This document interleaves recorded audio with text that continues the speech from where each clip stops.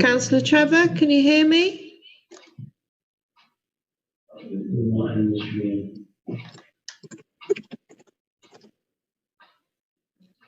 I can't hear you, Councillor Trevor. Does Austin want to start? Okay, Councillor Austin, like we discussed, if you've no objection, could you perhaps take over proceedings for a moment, please? Yeah, okay. Okay, thank you very much, Jane. Can I welcome you all to our meeting of the Canterbury Council? May I welcome you all. Good afternoon. Welcome you all to the Planning Committee meeting of Conwy Canterbury Council. Right, we'll start. Any apologies for absence? Hello, Jane. Is there any apologies? No apologies, Councillor Austin. Councillor Trevor, are you back in the meeting? Councillor Trevor? No. Okay. Sorry, Austin. Okay. Declarations of interest. Code of Local Government Conduct. Anybody? Has anybody made a declaration? No. Right. Any urgent matters? No, Chair. Right. Minutes to approve and sign. Can anybody give me a proposal that they're correct? Thank you, Councillor Sue Lloyd. Any seconder? Councillor Dave Cowans, thank you. You'll have to bear with me because I've got an iPad. I can only see a few of you at a time without swiping forward. Yeah, planning applications. We'll go to the first one, which is a code reference 0/47131. Variation of code condition number 2 of planning approval 0/45457. Change of use to the siting of 15 number holiday studios and associated works to allow for the change in design at Tin Terrain Caravan Site, Henrys Road, Talabont, Conwy. I'll bring in the officer.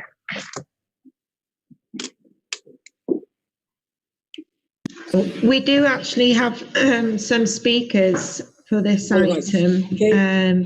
So if you have no objection, I'll call upon the first speaker, Mr. Colin Evans.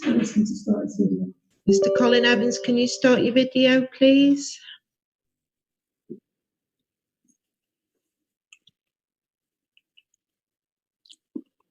Hello, can you hear me? Yes, hello. You'll be given 3 minutes, Mr. Evans, and I'll let you know when you've got 30 seconds left. Okay. So please start whenever you're ready. Okay. Good afternoon. I speak for a group of neighbours who have consistently challenged this application, and we have sought the views of all who live in Castell. There is no support for this application. We accept tourism, but the right tourism in the right place. We support the aims of the LDP and when it identifies Dyffryn Conwy as, and I quote, of such quality as to be worthy of identification as a special landscape area. Our LDP continues, and I quote, the area is under pressure from poorly sited chalet development due to past weakness of local policy. This is a perfect description of the fundamental inadequacies of this application. Business and tourism admit that their objective is purely financial with no regard for environmental or visual impact, but these chalets will become second homes of the type that generate less tourist income. So we support tourism, but this is short-termism. Planning maintain that this application does not, and I quote, fundamentally change the nature of the original scheme. We strongly disagree. Family chalets have replaced eco studios, doubled the enclosed floor area and volume, reduced the communal space by 35%, and, above all, potentially trebled the chalet occupancy to be nearly double the existing population of Castell. These are huge changes by any standards. But the applicant has a solution for the occupancy problem. Despite stating that existing permission is financially unviable, he asks you to believe that he is prepared to invest in 15 6 or 8 person family chalets and restrict their occupancy to 2 or 4 people. Is that credible or is that preposterous? There remain serious unanswered questions regarding road safety which you are being asked to approve. Will you approve an existing access too narrow for 2 cars to pass deemed, and I quote, substandard for a development of this size? Will you reduce the recommended safe stopping distance from 40 metres to 18 metres? Will you reduce the recommended visibility splay clear zone by 45%? All of this on a stretch of road with a routinely flouted 30-mile-an-hour speed limit. In conclusion, I ask you to support your own LDP, support your constituents, and support road safety. A generous permission already exists on this site. We respectfully request that you refuse this application. Diolch yn fawr. Thank you. Thank you very much, Mr. Evans. We have a second speaker, Mr. Gethin Jones.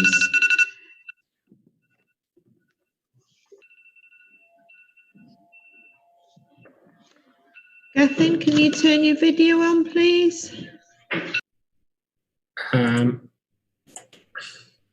Hi Jane, it's saying I can't start the video because the host has stopped it. Can you hear me okay? I can hear you, Gethin. We're just sorting your video out. Thank you.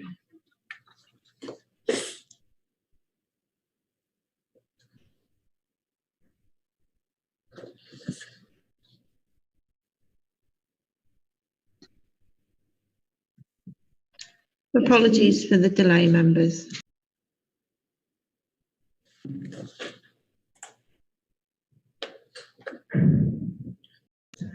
Okay, Mr. Gethin Jones, you have 3 minutes when you're ready, and I'll let you know when you've got 30 seconds left. Thank you. And I hope everyone is well and keeping safe during these difficult times. Firstly, I'd like to ensure all members I've met with the applicant on a number of occasions. In my opinion, the proposed development will no doubt have a positive impact on the local area, the site itself, and the local economy. Tintern Caravan Park has been operating as a touring caravan site since the 1980s. Planning was obtained in November 2018 for 15 holiday studios, which are defined as caravans. The caravans are 1-bedroom units and rather compact, and the feedback from the holiday let agents is that the site owners may face difficulty attracting good quality holidaymakers to the site. Having discussed the viability of the site with holiday let consultants, it's clear that the current scheme of holiday studios wouldn't be financially viable, and the feedback was the units needed to be better designed and slightly larger in scale. The applicant therefore wishes to grasp the opportunity to develop better quality and more spacious self-catering accommodation to increase the range of quality accommodation to meet changing market conditions and needs and support the local economy and economy. The proposal does not increase the number of units on site. Our client is simply requesting to amend the design of the unit. It should be noted that the number of bedrooms is not controlled within the original application for 15 holiday units. We must highlight to the committee that apart from the Community Council, no other consultees have objected to the proposal. The Business and Tourism Department actually state good quality accommodation is needed within the area, and this proposal supports both the economic growth strategy and the destination economy management plan. The applicant intends to promote local businesses to the holidaymakers and encourage them to visit local attractions, places of interest, public houses, and obviously restaurants when they're able to reopen. The proposed units have been built in North Wales. Proposed construction development works will create employment in the area. Employment opportunities for local people will also be created when the site is open, such as on-site managers, cleaners, groundsmen, maintenance staff, etc. In terms of impact on traffic As stated within the traffic note report, there's no highway or transport-related reason to withhold planning permission for the scheme, especially taking into account what's previously been granted on the site and what's been used for a number of years. Also, we must stress there is no objection from the Highway Department. Our client has worked very proactively with the Highway Department and amended any concerns they've had during the application. The units are clearly high-quality units. They provide comfort, niche eco-friendly credentials, and simply look better than what's previously been granted on the site. Therefore, the application complies with Part 2 of TOU2, which supports new high-quality holiday accommodation. The proposal also complies with Policy TOU4 and causes no negative detriment on the visual amenity landscape. We must highlight that we have not received objections from Snowdonia National Park, Cadw, Gwynedd Archaeological Planning Service. Policy TOU4 also allows improvements to chalet, caravan, or camping sites. This application certainly ticks those boxes. It's a huge improvement of what's currently on the site. We must stress, although we received objections from local residents and the Community Council, the proposal complies with a number of local and national policies. This is a high-quality development which the area desperately needs. 30 seconds. This development clearly improves the site. Additional employment opportunities will be created when the site is open and during construction. Units are sited on the area of land which is well screened from public points. The client has worked proactive with the Highway Department and the Planning Authority throughout the process. The proposal will undoubtedly enhance the visual appearance of the site. And the aim of the site is to be total ecological friendly and carbon negative. And we believe that it strongly complies with a number of the LDP development plan guidelines and planning national guideline policies. Thank you, Mr. Jones. Thank you very much. Councillor Trevor, are you back with us? Can you hear proceedings? No, in that case, we'll move on to the final speaker and local member for Oh, hello, Councillor Trevor. Nice to have you back. Hello. Thank you. Yeah, sorry about that. I'm getting an unstable internet. That's okay. We'll carry on with the last speaker, local ward member, Councillor Gromway Edwards. Councillor Gromway, are you here?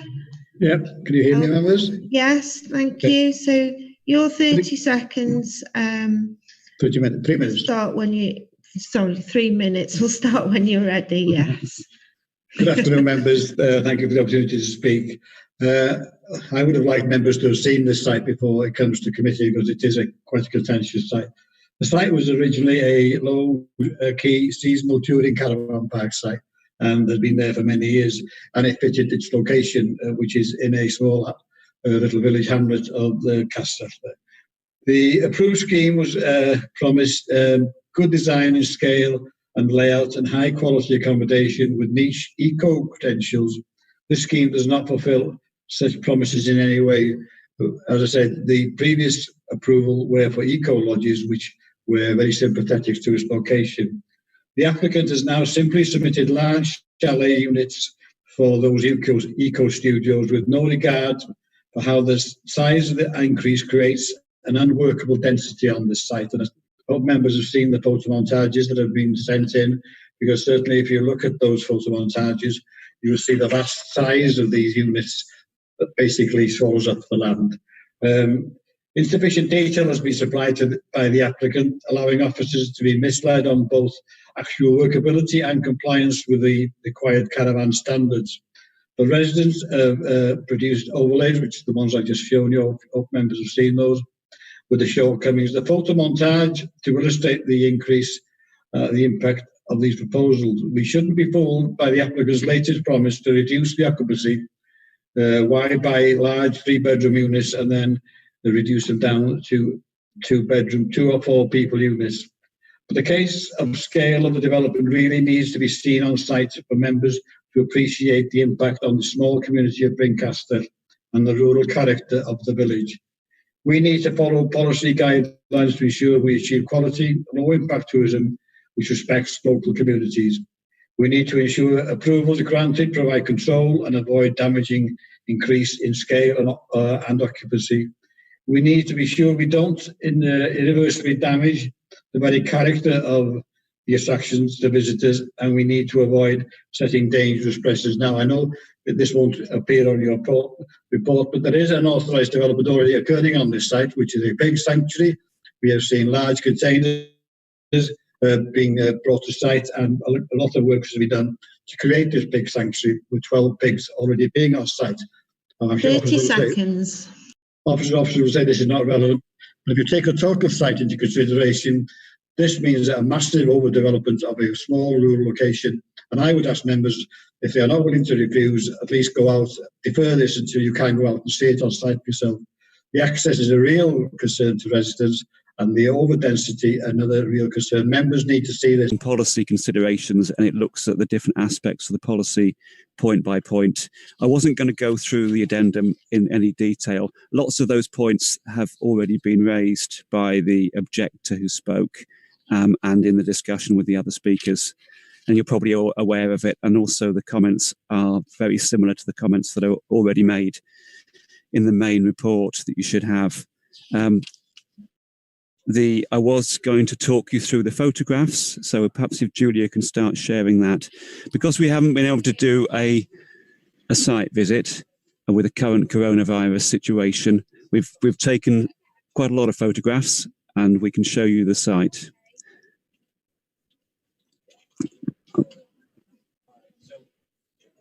Okay, so starting from the beginning then, obviously this is the existing building on the site frontage onto the B road. So it shows the direction going north. Again, a view going north. You can probably just about make out there in the middle of the picture the national speed limit sign from its distance away from the access point. So this is within a 30-mile-an-hour limit. View the other direction, looking south into the village. Again, the same sort of view. You can see the access into the site before they get to the building. This is a view from the access, roughly 2 meters back from the edge of the highway. It shows the visibility in a northerly direction, which we were looking at before. It shows the boundary wall of on the boundary with the land next door, and it shows a high hedge next to that stone wall. View from the other direction, again roughly 2 meters back, shows good visibility to the south. This is not 2 meters into the access, but more like about a meter in.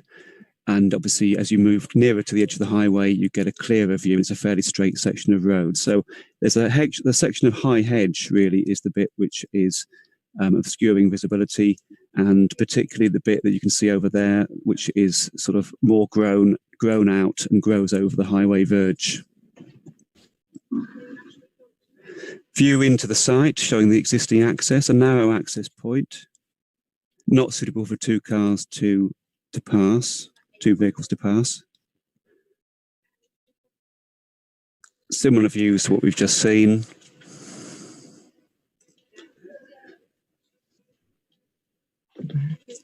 Okay, the next section of photographs will take you into the site.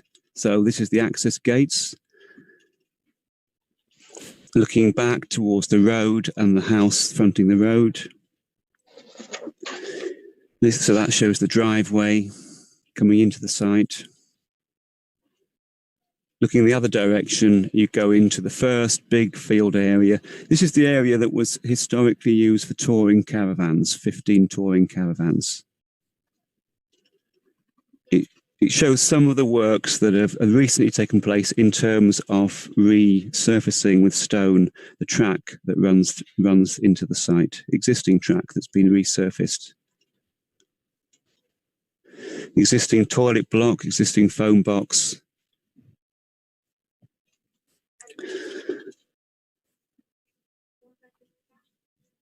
So turning around the other way, looking into the site, again, the first big field area where the touring caravans were, it shows the sweep of the rough roadway that has been there historically. It also shows the trees on the boundary, which are now looking at the southern boundary, where there's a long line of high mature trees and a low level hedge. Looking back towards the house, and this shows the Snowdonia National Park, obviously some distance away, distance of 500 metres to the boundary. This one photo you're looking at now shows the ancient monument, the hill fort, which is 1.6 kilometres away, roughly a mile. Again, this is the same initial field with the sweep of the established roadway running through it. You've got hedgerow boundaries on the northern side. This is showing the hedgerow boundary that joins onto the next field. So this is the intersection between the two field areas. So we've moved further to the east along the access track, looking back at the house. Turning around the other direction, 180 degrees, you can see into the second field, which is an area which, as I'm led to believe, has been used historically for camping in terms of tents. It also shows the gates where the unauthorised pig sanctuary is taking place, new gates. This is a view over that fence, over those gates into the pig sanctuary area. Shows a new building. This is not actually within the application site, but it's within the applicant's ownership, and it's just for information. Shows a new building that's been erected, which does require planning permission. Next photo, please. And this shows the other adjoining area, part of the same site. So we're now looking into the second field. Again, existing hedgerows, high hedgerows. This is a view looking eastwards with the trees at the back. Shows the separation between the fields 2 and 3 with an existing separation, hedgerow in the middle separating the two fields, and the high trees along the southern boundary. Move on to the next one, please. We're now into the third field, probably the smallest one, closer to the trees on that southern boundary. Looking south towards those trees. Looking into the corner, which directly faces towards the listed building. We'll come on to that in a minute. You'll see that there's large trees along that boundary, so that building that we looked at in the previous photo is largely screened. We're probably near the end of the photos now.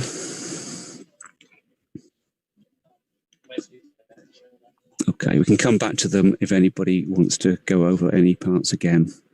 I also wanted to just talk you through the drawings that have been submitted. So if we can do that quickly, please, if Julia can show the other PowerPoint with the drawings submitted. So this one shows the site context. In the immediate vicinity, you'll see there the application site edged in red, the existing hamlet, adjoining buildings. There's two red sort of zigzag lines, which are public footpaths, neither of which go close to the site. One of them heads, you'll see the listed building to the south of the site. That's hatched in blue hatching, a listed building, a house. And the large green area to the top right corner to the west is part of the C2 flood zone. So the site misses the C2 flood zone, immediately adjoins the C2 flood zone. Okay, next slide, please. This shows you'll see the application site crossed lined in the middle there. This shows a slightly wider context with showing the public footpaths that are in the area. It also shows the Snowdonia National Park, which is to the west. That's hatched in green in the bottom left-hand corner. This shows, from further out perspective, the boundary of the national park, which is the yellow shaded line through the centre of the drawing. National park on the left-hand side. You can see the application site is obviously a lot smaller there. It's just to the east of the brown road, which is the B road. Within the national park, this slide shows the scheduled ancient monuments, and it shows a red line, which is a 500-metre constraint perimeter around the ancient monuments. The ancient monument is within the centre of these lines, and it isn't as big as the red line shows. That's just to demark where they're actually show you where they're located. But you've got the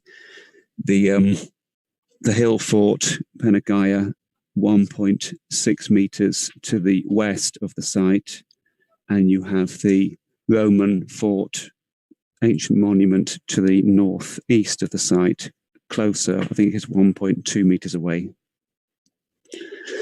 Okay, Julia. So we can run through these quite quickly because they'll be running while the members are speaking, I think, but this shows the application site. Proposed site layout, existing site. It shows the 3 fields with the established hard standing for the touring caravan area. What was on the left hand side? We go back to that slide, Julia, because it's quite interesting.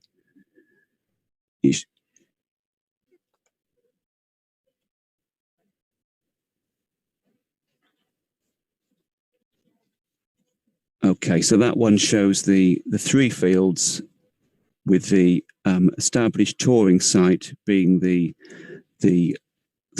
one on the left-hand side, and then the 2 other sites which were a camping field on the right-hand side.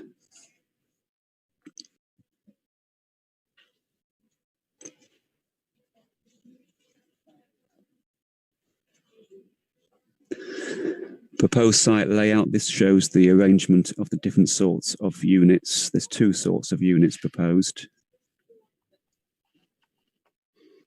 The design of the units. Interestingly, if you look at the height, there's a measurement on the left-hand side. It shows 3.3 metres, approximately. I can't quite read it from that, but it's 3.3 and a bit metres, I think it is, to the height of the ridge of the unit. We'll come back to that later because there's a drawing that shows the height of the units which were already approved. There is a wooden clad units with a green colour roof, or that looks grey in the picture. The layout, these are amended layout drawings. Originally these units showed more bedrooms, but they've been amended and now the bedroom is shown as an optional bedroom. So this one unit, which is can't recall which of the 2 it is, but it's now shown as a 1-bedroom unit with an option for a 2nd bedroom. And quite clearly you can see that if the applicant wished to, they could divide another bit of the living space up and make a 3rd bedroom. Okay, thank you.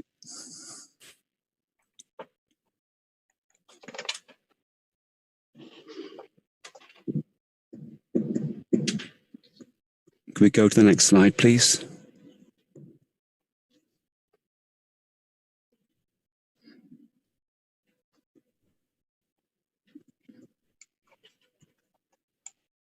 Are you going to go back to the slides, Julia?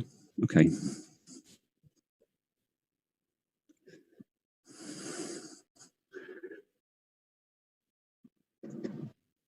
Okay, so we have that was the one we were at before. The other unit, which is a similar design, you can go through to the next one, please.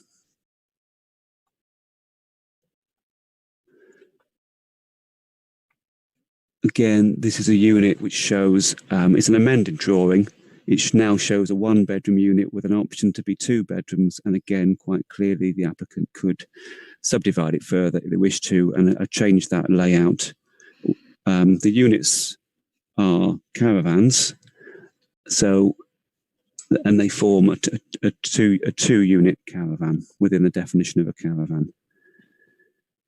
I think Julia's having problems with the PowerPoint.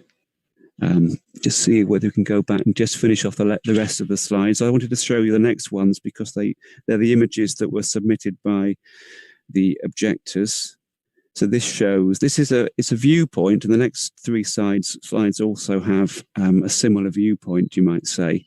Obviously, what they're showing you, the content is different, but it's a viewpoint which isn't a viewpoint that you actually see from anywhere. I don't know how it was taken, but it's a sort of aerial shot from an angle. It's not the viewpoint from the road. This is a view from the west-hand side. The road, you can see it goes from one side to the other, towards the top of the image. So this is from looking at it from the west, but it shows the touring caravan site as it was, in the centre of the picture there, and it shows the other two fields further to the west, to the south. Sorry, so to the west, to the bottom of the picture. So that shows the historical position with the Taurus. We can have the next one, please. This shows the layout that is suggested by I don't think it's inaccurate. I'm not saying that it is, but it shows the layout of the previously approved 15 units on the site. The next slide, please. This shows the current proposed layout, which are larger units. Again, I haven't checked the accuracy in terms of the site measurements and the unit size measurements. It's probably accurate. I haven't actually checked it. Okay, next slides, please. This one, if we can go a bit larger on it, would be useful because it'd be handy if members could see the size. So this shows side by side, the top two, it shows the floor layout of the approved caravan, and it shows the floor layout of the proposed caravan. You'll see that the original proposed unit was a one-bedroom unit, studio layout, but it had an awning on the left-hand side and a smaller awning on the right-hand side. The proposed units are two-unit caravans, and this shows a comparison roughly of the floor area of the units. If you were to take the floor area of the existing approved unit, it's approximately 30 square metres externally measured, and the floor area of the proposed twin unit is 60. So it's approximately twice. Sorry, the proposed unit is approximately twice as big as the approved unit. If you add the awning part onto what was approved on the existing approved scheme, that would take half of that difference away. So effectively, these units with the awning are 46 square metres as opposed to 60 square metres. So they're three-quarters. If you included the awning, they're three-quarters of the floor area. If you take off the awning, they're half the floor area. And the other two images below show the amended versions of that. Sorry. On the previous slide, we'll move on. Keeping on this slide. Okay, keeping on this slide, Julie can go a bit larger. Is some of the documents that were submitted in a previous application to do with an appeal that was refused. The application was refused and it was dismissed, and that was for going back to 1992, 1993, when an application was refused for an extension to the site for additional touring caravans, and that would have increased the number of touring caravan units at that time from 15 to 30, and that was refused. If Julia can go to the next slide. This shows the layout of the touring units without the extension at that time. Next slide, please. This shows the proposed additional 15 units at that time, again, 1993. Next one, please. Oh, okay. I think we're maybe at the end. Okay. Oh, this shows, the last ones here show the the approved units in the previous scheme from 2018. So you can see there that they're a unit with an awning on both sides. And looking, I mentioned the height before. If you look, you probably can't make it out, but the height of these were 3.3 metres with a sort of flat rooftop. So approximately the same height units are now proposed. The difference, obviously, completely different design, and they're bigger, twice as big, or 30% bigger, depending how you measure it. That's all I had to say. Thank you.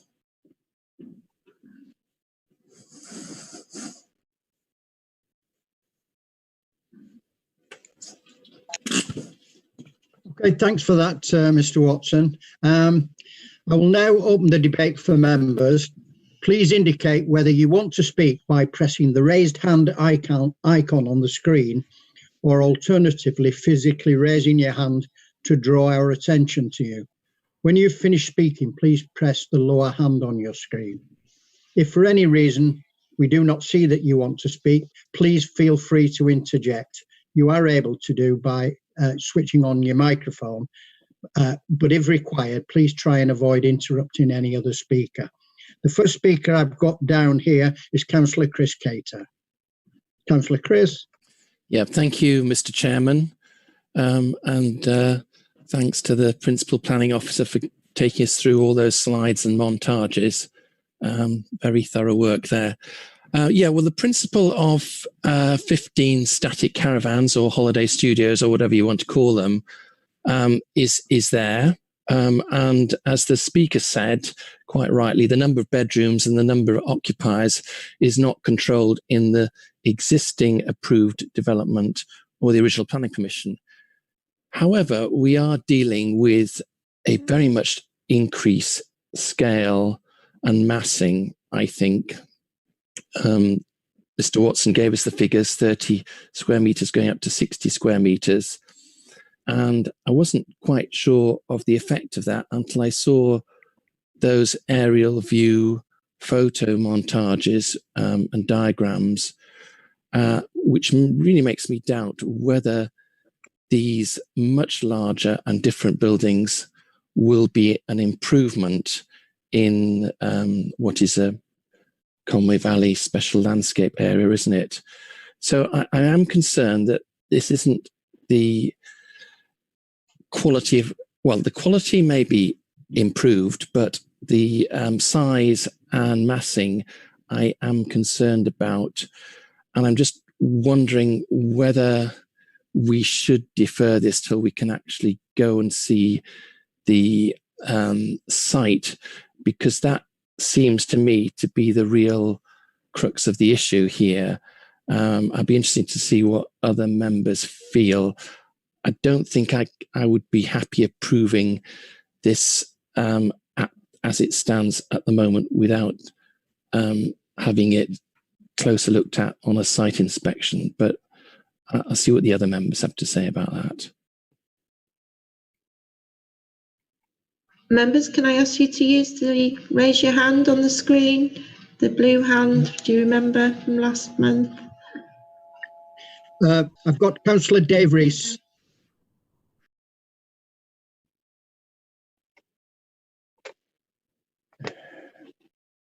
Yeah. Councillor Dave Rees. Thank you, Chair. Thanks for allowing me to speak. I totally agree with Councillor Cater. We need to see this site and have a look at it to make sure that these buildings are not overcrowded in this area. I totally agree with Councillor Chris, and I'd like to defer this application. I'd like to second Chris on deferring this application until we have the ability to go and actually see the site. Thank you, Chair. Thank you, Councillor Dave. I think I saw Councillor Dave Cowan's hand go up. Is that right, Councillor Dave?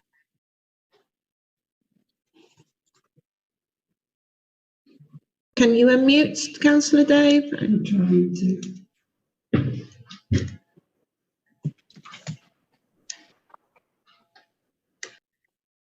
Can people hear me now?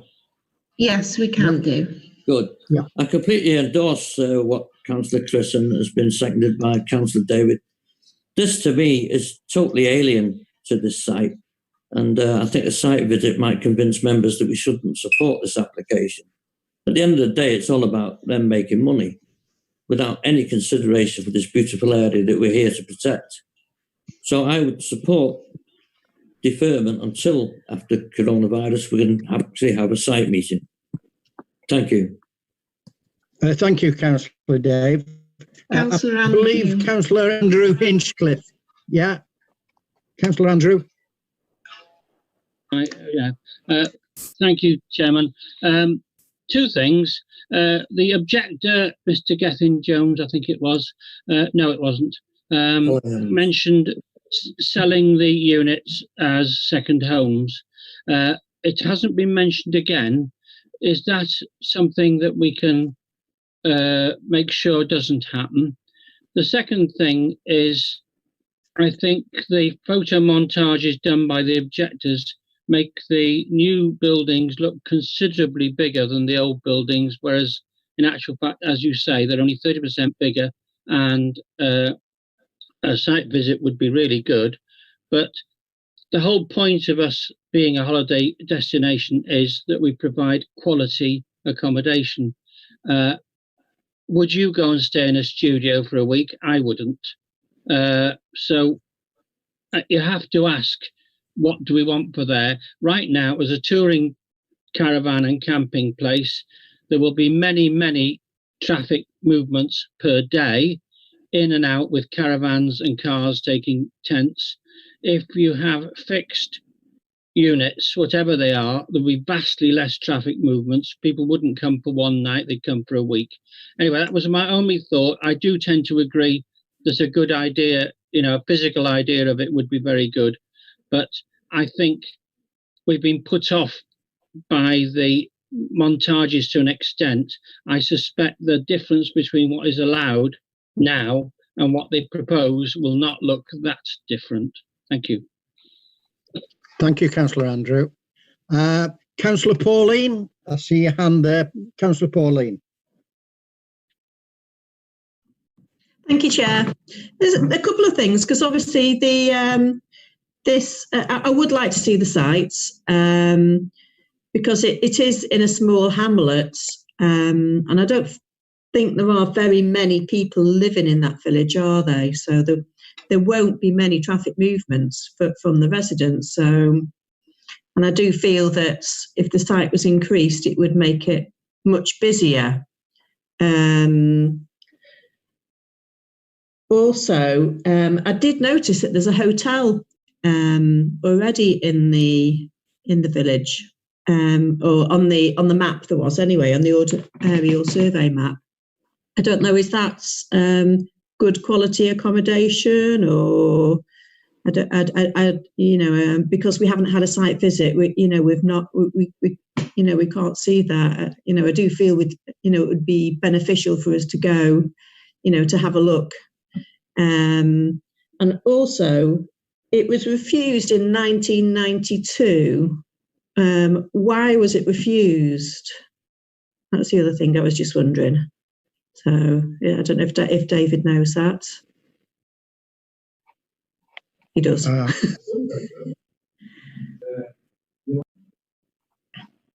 Mr. Watson, do you want to respond to that? You want me to cut? Yeah, sorry. I'm happy to respond to that. Yep.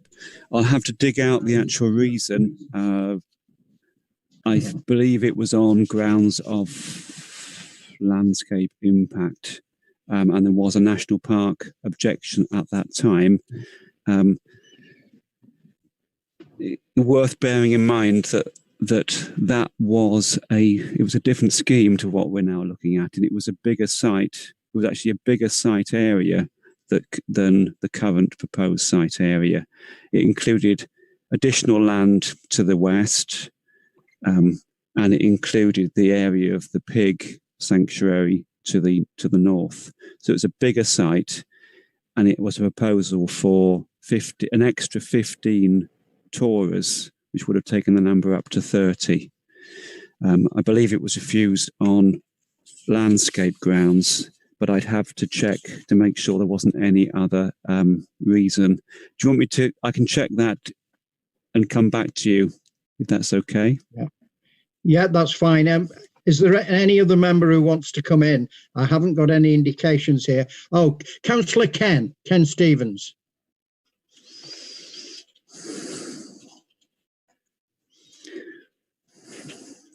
Mute him. Sorry, can you hear me now? Yep, that's it, Councillor Ken. Yeah. Okay. Yeah, the site looked well screened to me, I must admit, from all angles. But I would agree with the rest of them. I would be pretty unsure to make a decision now. I would rather have a site visit. I think I'd rather go with that. Thanks, Chair. Thank you, Councillor Ken. Could I bring in Ms. Paula Jones, please? Thank you, Chair. Yes, I've listened to the debate, and I note that a lot of you consider that you need to go out on site to view this site, but it'd be remiss of me not to advise or not to let you know that because the application has already gone over its 8-week statutory period, the applicant does have a right to appeal against non-determination. So I just thought I'd let you know that. Also, I think there's been some discussion around the use of these caravans as second homes.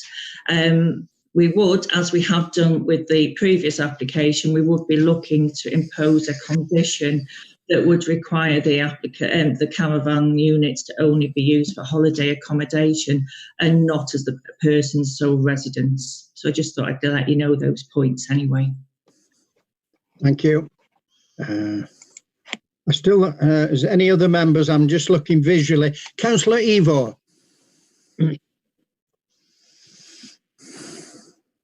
Unmute him. I'm unmuted. Can you hear me now? Okay. Yeah, I've got a couple of reservations about policy, really. I don't know how this impacts, really, with Town 24 being close to two Roman forts, which actually look down on that village. Obviously, by maximising the footprint of the site, which would be, say, half the year be empty because people wouldn't be there because they're obviously touring caravans and tents. If you're basically going to fill the space, you're extending that or filling that curtilage of that village, really, for tourism. We have very, very similar type developments all around Conway. Some larger sites on that road as well. I'm asking as well if we have reached the point of saturation. I would be much happier, and I think the general consensus is that we go and have a site visit. So I would go with the general consensus, I think. Thank you, Councillor Ivor. Is there any other members? I'm scanning the screen. Councillor Allen and Councillor Peter. Yeah, Allen first and then Peter. Yeah, okay. Councillor Allen. Yes, thank you, Chair. Just a couple of things I've noticed on this. There was an email that went round that said the residents, I think there's 53 residents in the area. And then there was a mention that the fact that they altered these and put this application through, it could increase the people on the sites of more than the residents. Well, if we had 4 staying in all 15, I think that would only be 60, and the chances of that happening are quite slim. The only other things that I noticed as well from it is the studio accommodation showed 1 bedroom with an option to go to 2, which wouldn't be too much of a problem. But the other one, I think, is the Plover or the Sandpiper. One was a 3 bedroom, that was withdrawn. But basically, if you look at the floor plan of it, they're both identical with just the wall missing. So I'd like to see if we could condition, if it did go ahead, if we could condition that there has to be a maximum of 2 bedrooms. In view of traffic, increased traffic as well, most people going through a 2 bedroom are probably going to be families in 1 car. So if you've already got 15 touring caravans going in and out, and then pitching and cars going in and out, if we had 2 bedroom accommodation, chances are the movements of traffic is going to be very similar to what you have now. There's a few observations, but I agree with the idea of a site visit because on one of the photo montages, it showed for the new design and the one that was taken, the aerial photograph, it showed where they ended. There's a considerable amount of the field left. I'm just wondering whether in some time in the future, if this went ahead, would that be another application to put even more on the extra bit of field that you can clearly see on one of the photo montages? So it's just a few observations really, but I would like to have a site visit as well. Thank you, Councillor Allen. Councillor Peter. Listen. Unmute.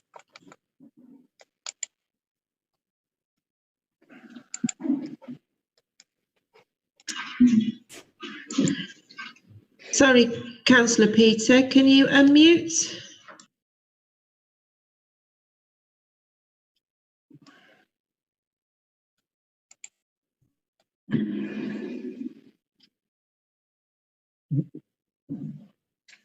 We seem to be having problems hearing Councillor Peter. Can you hear me now? Oh, hello there. There we are. Carry on, Councillor Peter. Okay, thank you, Chair. I'm in a similar view to Councillor Allen. We look at the original application, which obviously is still standing. I think that the design there actually restricted the number of bedrooms to one. And as Alan has already highlighted, if we look at what is proposed, each of those studios are capable of probably a maximum of 2 and 3 bedrooms. My concern is the fact that by that very nature, it could increase the flow of traffic onto the site. And I notice in the information that's in the report that it's not normal practice to limit the number of bedrooms, but I would like to know whether it's normal practice or not, whether in this situation, as it's a revision to the original proposal, whether or not we can't act to restrict the number of bedrooms as indicated in the application. Thank you, Councillor Peter. I'm looking around to see if there's any other members. In the interim, Mr. Watson, have you got that information? Did you manage to find it?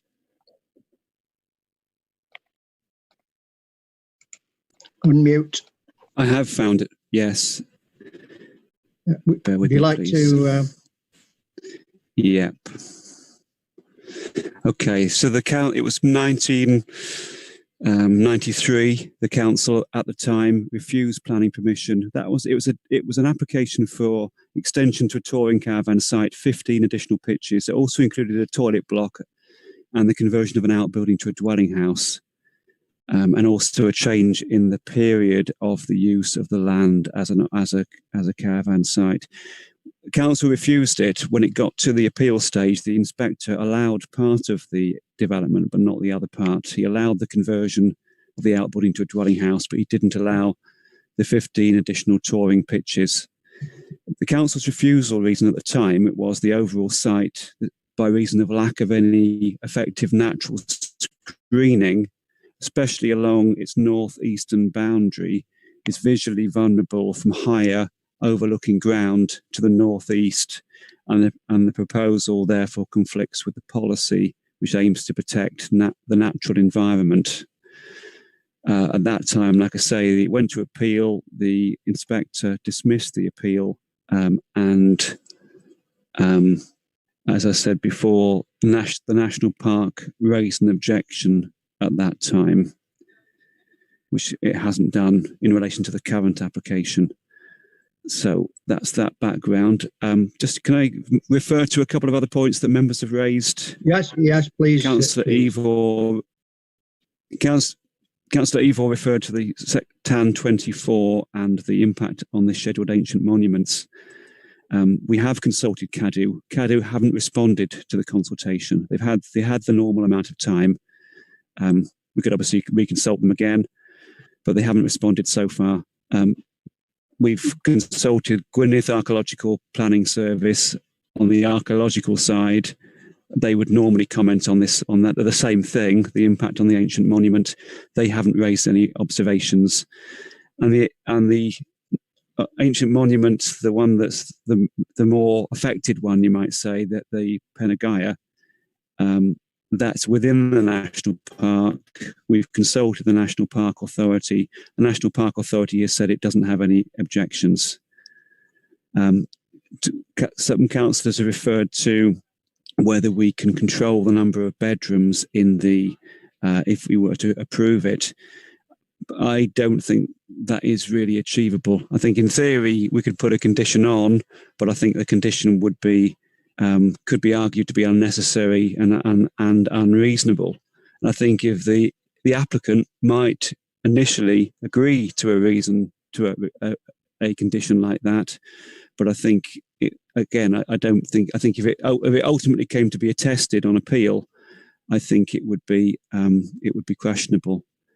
And the reason for that being that we don't normally, I've used the word normally, we don't normally control the number of bedrooms in a caravan. The caravans are limited anyway by the Caravan Sites Act, which limits the size of the maximum size that a structure can be and other aspects of it in order to constitute a caravan. So you have that maximum limit. Within that size limit, floor area, effectively an occupier can have as many bedrooms as they want.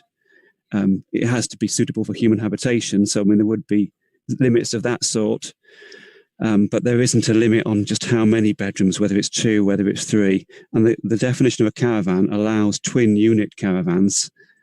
So that makes them, bigger than a single unit caravan. And effectively, this scheme is going from single unit caravans to twin unit caravans. That's why they're bigger. And these units would be units that would be bolted together and effectively dismantleable as 2 parts and then transported. Not dissimilar to other twin unit caravans that we've approved on other sites like Gorse Hill Caravan Park, for instance. There's been talk about could the development expand into the adjoining field? That would require planning permission to make the site bigger. So that would be under the council's control if it was unhappy with that. And in any case, it falls within a C2 flood zone, and so it would be likely to cause objections with NRW from a flood risk point of view. I think that's most of the questions. There was a point raised about the existing hotel in the village, and I don't have any information on that, I'm afraid. Thank you, Mr. Watson. I think, just in front, Councillor Pauline and then Councillor Evor. Councillor Pauline, thank you. Just a quick question, because it's the Snowdonia National Park and Gwynedd, they didn't comment. Was it asked in this period of lockdown, or are they actually are they working at the moment? That's what I'm meaning to say. Had they not commented because there's no one working, or how long were they given to comment? We do have comment. Yeah, we do have comments from the national park. The national park, I can remind you what they said. They said, having considered the details of this proposal and its potential impact on the special qualities of the national park, in particular visual impact, the authority would not wish to raise any adverse comments. The Gwynedd Archaeological Planning Service just said they had no observations, so they've looked at it, but they haven't got any observations. It was Cadw who hasn't responded. They've had the normal amount of time. I don't know why they haven't responded. They have responded on other things. They are responding on planning consultations. So I don't know. Okay, thank you. Thank you, Councillor Pauline. Councillor Evor. Just a question for Dave Watson whilst he's warmed up. I do struggle with the business plan of having a pig sanctuary and a luxury accommodation either side of the hedge. Can you elaborate on the pig sanctuary side of it? You said there was no planning for some structures on there, David. Mr. Watson? Yeah, I think overall, overall, the pig sanctuary, I don't think it has anything to do with this proposal. I don't think you can draw any sort of reference to it in relation to what's proposed. It is a piece of land that's not in the application site. Admittedly, it shares an access, that track that we saw, but it doesn't have any direct reference on it. But just in terms of background, you've probably seen reference to it in the local press. The applicant has had pig sanctuaries elsewhere that have been operated. I believe they're operated as a charity. We don't regard it as an agricultural activity. They're not kept as livestock, which would be agricultural. I don't think they graze the land, which would be agricultural. So they're really like a pet, or that's one way of looking at it anyway. So then it's not agricultural, which means the use requires permission, and so does the building that's been built. The building would need permission even if it was for agriculture, but it's both the building and the use of the land require permission. The applicant, as I understand it, he keeps a certain number of pigs. I think it's 12 at the moment. There's been talk about it could be increased, but he keeps pigs because he wants to look after them as a sanctuary. They are, I believe, the process is that they are sponsored and that people pay money to look after these pigs. So you could, in theory, get an occasional visitor to see the pig that they've sponsored. But and I don't really see any great connection between that and the application. So I think it'd be useful to keep the two separate. Ultimately, the applicant will have to make a planning application for that pig sanctuary, which the council will have to determine. And if it's deemed that the additional traffic from that is unacceptable, then members would have a opportunity to refuse it at that time. Thank you, Mr. Watson. I can't see any other members who are speaking. Oh, Councillor Alan Hunter. Councillor Allen, unmute. Yes, there we are. Thank you, Chair. Just to go back on the fact that we can't put any condition on the number of rooms. Initially, I was wavering that, this isn't too bad an application, but from what I'm hearing now, every one-bedroom unit, as soon as it touches down in that area into the business, can be a two-bedroom. Every two-bedroom one, with a case of a wall going in, can be a three-bedroom. So that is increasing the capacity for me. If it's a three-bedroom, chances are there could be two cars because it'd be a couple of families. So that now starts to increase things traffic-wise in my mind. There's no guarantee that will happen, but if it was my business, I'd be making more two-bedrooms and three-bedrooms because they would be let out probably for more money. But yeah, that is now a concern for me. Thank you. Thank you, Councillor Allen. I'm not seeing any of them. Oh, Councillor Andrew. Unmute, Andrew. There we are, sorry. There we are. You mentioned the fact that if it wasn't determined, they might be able to appeal on lack of determination. Could you explain that again for us, please? Yes, certainly. Oh, sorry, I've got an echo. Yes, they could for non-determination, and again that would go to the determined and the application for an award of costs for being unreasonable non-determination. So that's something to bear in mind. Obviously, you've put forward some good reasons for wanting to go out on site to view it. So it's really up to members to decide whether it's appropriate to go out to the site. One thing I did notice, I note that Councillor David Rees seconded Councillor Cater, but I don't think Councillor Cater formally submitted a proposal for site visits. That's just something to think about when you're making a decision. Also, something else that you need to bear in mind as well, this application has come forward because a condition was imposed on the previous application, which required details of the units to be provided. what's happened now, obviously the application has come forward for different units, but it's worth bearing in mind that if they had implemented the previous application and then wished to change the size of the units, they wouldn't need planning permission to change the size of the units, provided they fell within the definition of a caravan. So that's something to bear in mind, because as we know, case law precedents and fallback positions are important planning considerations too. So thank you. Thank you. I think Councillor Nigel Smith wanted to speak. Councillor Nigel, unmute. Councillor Nigel. There we go. Can you hear me, Chair? Yeah. All right. Yep. Thank you. Sorry, the delay getting in. Well, I'm I've been listening to the comments about this, and it's something that we've seen on the caravan sites locally in the east of the county, where they've been upgrading the caravans to more luxury lodges.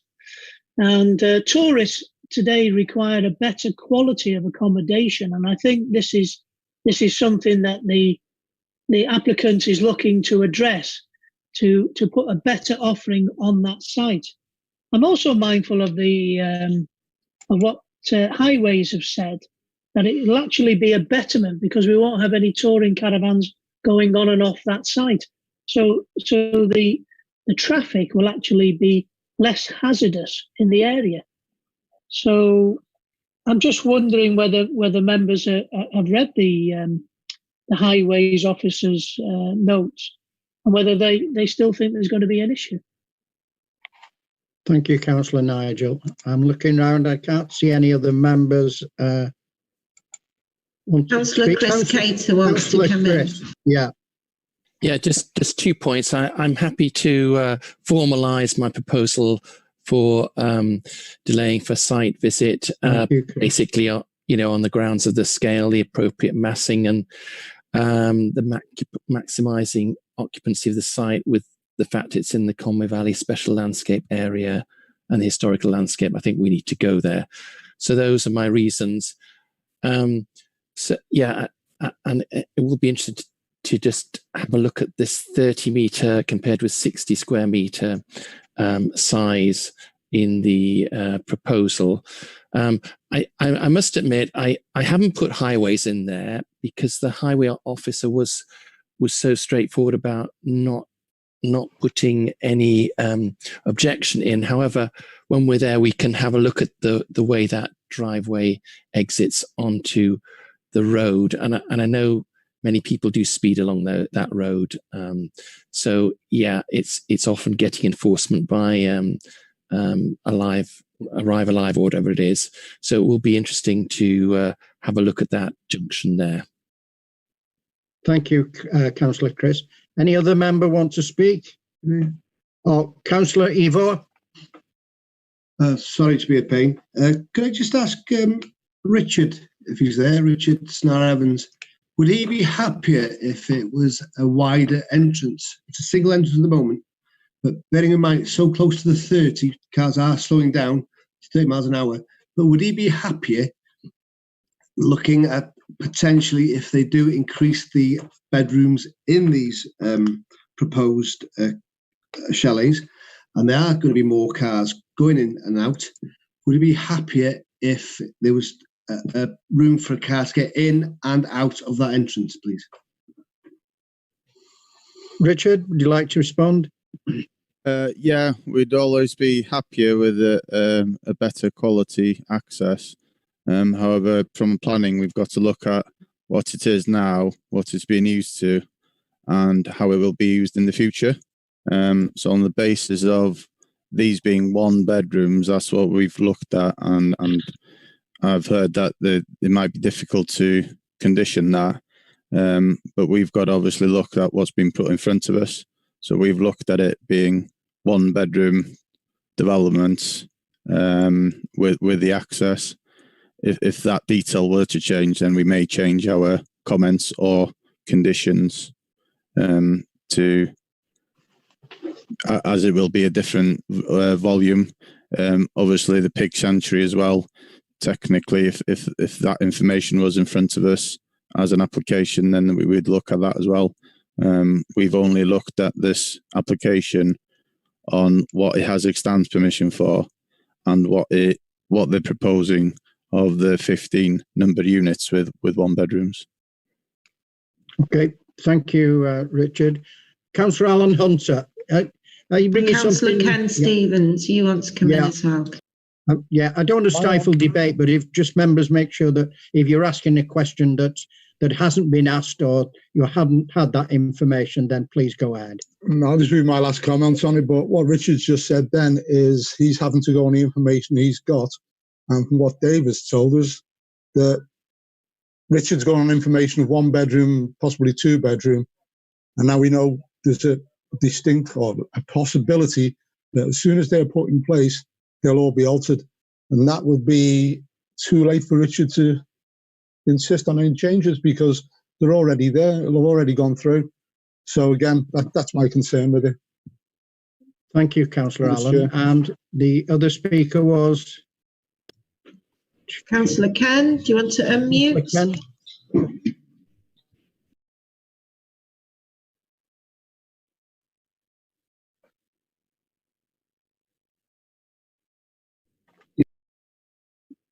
Press it again, Ken. Okay. There we go. It was a similar question. Did I hear James say that they could upscale the number of bedrooms in the caravans anyway with existing planning consent? Did I hear that? So basically, there's nothing we can really do about that, is there? Yeah. Absolutely. No. I think that's quite correct. My understanding of it. So, if we haven't got any more speakers, as I understand it, Councillor Chris Cater proposed. Oh, Councillor Peter, is it something new? Unmute, Peter. There we go. It's a question really for Dave Watson. I think that members' main concern is the potential increase in traffic, even if the number of bedrooms actually increase. And I just wondered whether or not we can. I appreciate that there's 26 car parking spaces for the site, but whether or not it's possible to actually restrict the number of vehicles onto the site at 26. Mr. Watson, would you like to respond? Yeah, it isn't possible to restrict the number of vehicles in quite that way, I'm afraid. But that would also apply, I think it's important to bear in mind, it would also apply to the existing approved development, which were 15 holiday units. I think, as Paula said before, as soon as the development is implemented, as soon as that planning permission isn't going to vanish. Whatever the outcome of this application, that permission still stands and it won't change. But under that permission, as soon as it's been implemented, those 15 units that were originally approved could all be replaced with larger units without requiring any planning permission. In other words, permission's been granted for a caravan site, and there are conditions that say that the units, the conditions just say the development should be carried out in accordance with the approved plans. So what we've done is we've listed the approved plans that happen to include the plans that were submitted of the caravans at that time. But we haven't, at the same time, controlled it to say that only those caravans shall ever be sited on the land. So they can be replaced without planning permission. It's a use. What we've approved is a use of the land for the siting of caravans. So as long as the use remains the same or not materially different, then there's no need for planning permission. And it wouldn't be a material change of use to change from 15 smaller caravans to 15 larger caravans. It's 15 caravans. So there's no change of use there. So there's no existing control over the number of bedrooms in those units, or future control over them, or future control over the size of the caravans. The control over the size of the caravans comes in only by virtue of the Caravan Site Act, which limits the size of what can be a caravan. That's the only control that there's going to be on this site, both in the future and presently. So apart from that, you can have big units on there, and there they could have 2 bedrooms, 3 bedrooms, 4 bedrooms. It doesn't change through. Won't alter the fact that it's a caravan site.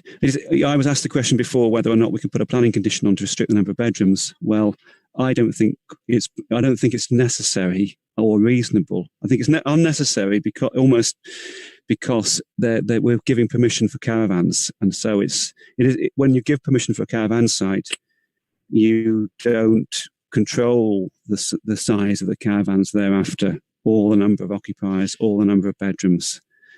So it's not a necessary thing to control. So we can't. Councillor asked the question: Can we control the number of vehicles visiting the site? Well, it's changed from 15 touring units on a smaller site to the vehicles associated with 15 larger statics. But with touring caravans, you could have had 50. You would have obviously be pulling the caravans along, but you could, in theory, have a visitor coming to the touring caravan as well. You could have a second car. So we didn't control the number of vehicles with the existing permission in the 1980s, and we didn't control it with the previous permission in 2018.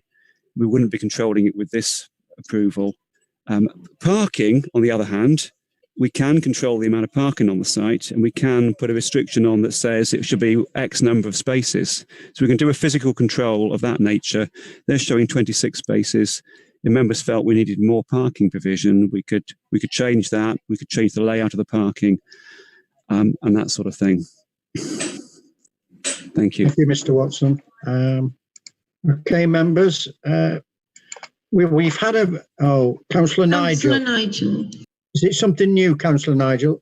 Well, just can I ask Mr. Watson, is it still restricted to the short, to the weeks that the previous application was restricted to? March to October. Yeah.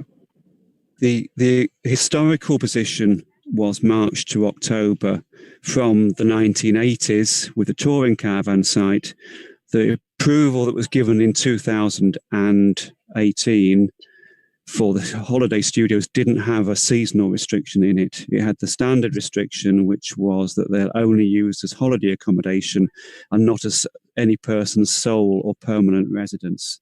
So that allows year-round use in theory, but provided it's only holiday use. And that we do that because that's the sort of modern way of controlling it, to allow an extended season, winter occupation. If people want to go on holiday in the winter, it's good for the local economy. So the restriction is to allow, it's not a seasonal restriction, it's a restriction that is just to restrict them as holiday use. And that's supported by national policy. So there won't be any, we wouldn't be recommending any change to that. Whether or not it would be reasonable to do that if this was approved, again, I don't personally think that it would be reasonable to introduce a restriction like that, because it wasn't on the 2018 one. I don't think there'd be any good grounds to do it. And I think if the caravan occupancy is acceptable in July, why isn't it acceptable in November or December or January? So there isn't really any sort of good planning reasons to do that restriction. Thank you, Mr. Watson. Right, members. Councillor, I believe Councillor Phil Capper. Councillor Phil Capper. Yeah. Councillor Phil. Can you hear me now? Yeah.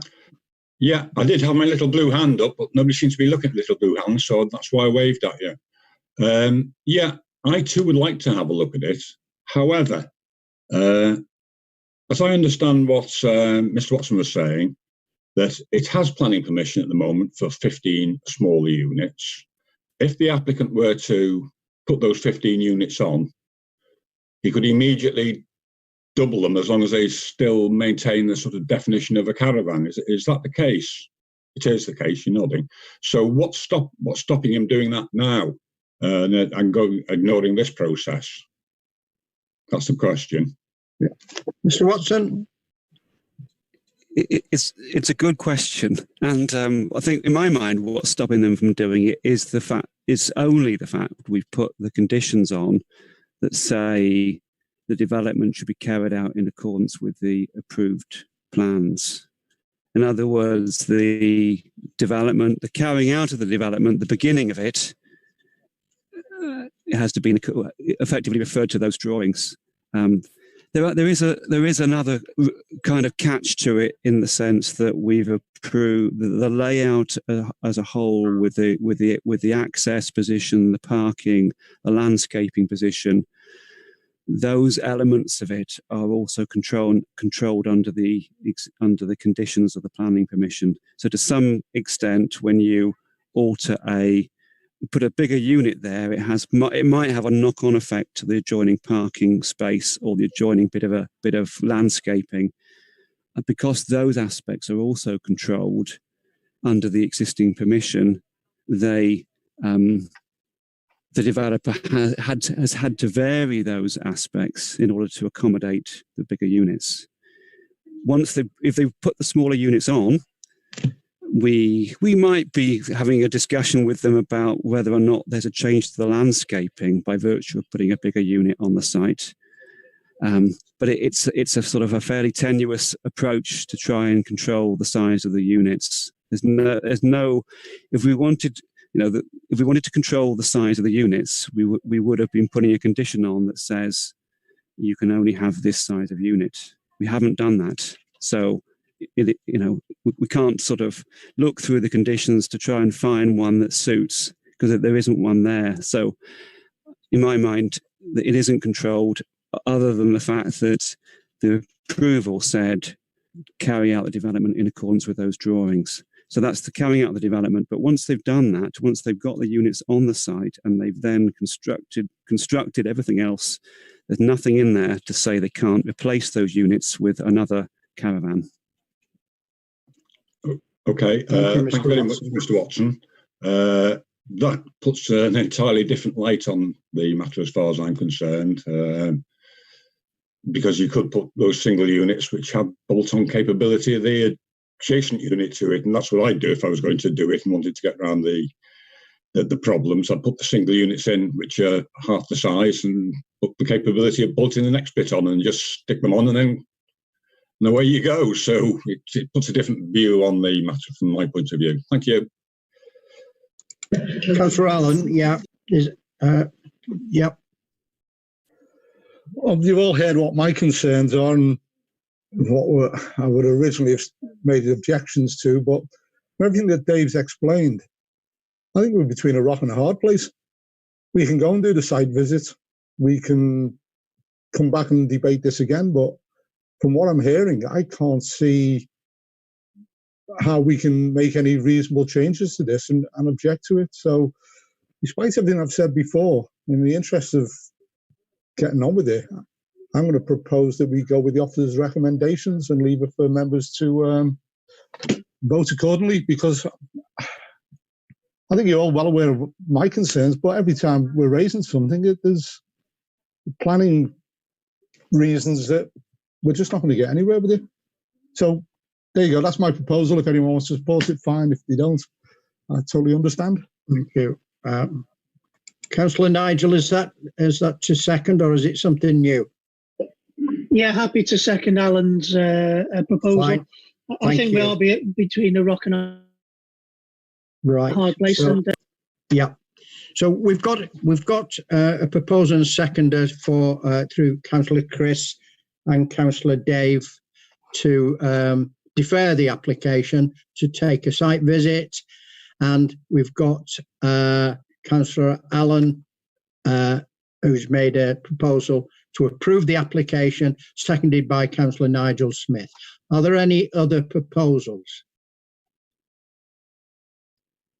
Okay, so we can put that to the vote, and I'm sure Peter will correct me if I get this wrong, that the amendment which was to approve, do we vote on that first?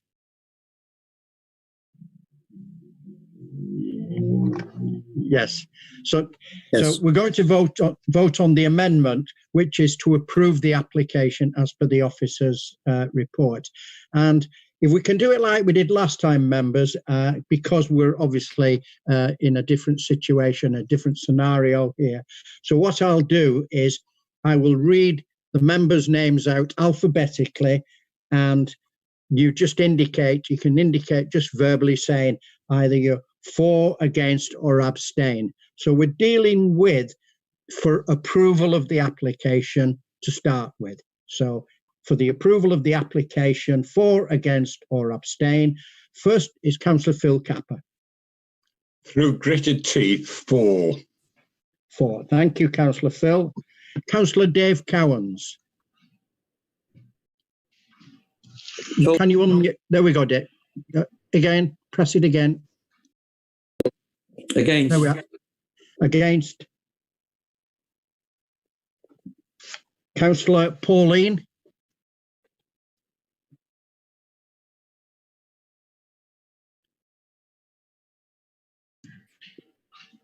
Against. There we are. Against. Councillor Chabot, you've missed Councillor Chris Cater. Oh, sorry, Councillor Chris. That's all right. I think it was good. Yeah. Yeah, I'm against approval. Yeah, I got, yeah. Against Councillor Pauline, that was correct, wasn't it? Yeah. Councillor Andrew Hinchcliffe. Yeah. For. Again, I can't see an alternative. Thank you, Councillor Andrew. Councillor Alan Hunter. For. Councillor Peter Lewis. For. Councillor Sue Lloyd Williams. Obliged. In favour. For. Yeah. Councillor Evo. Erbyn. Against. Is that against? I can't take it with my. Against. Thank you, Councillor Evo. Councillor Dave Rees.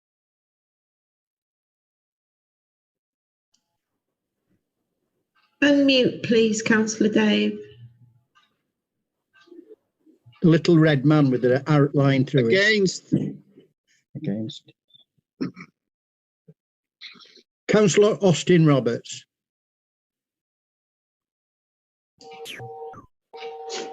Unmute, please, Councillor Austin.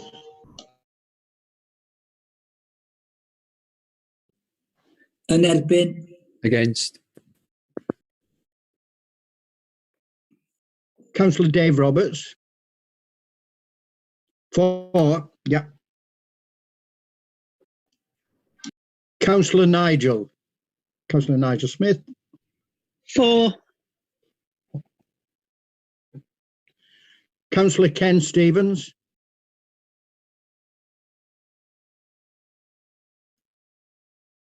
Is that you're still muted? For. I can't see an alternative myself. I'll try to read your lips there, Councillor Ken. For, yeah. Yes, please. So what we've got here, excluding myself, is for four we've got.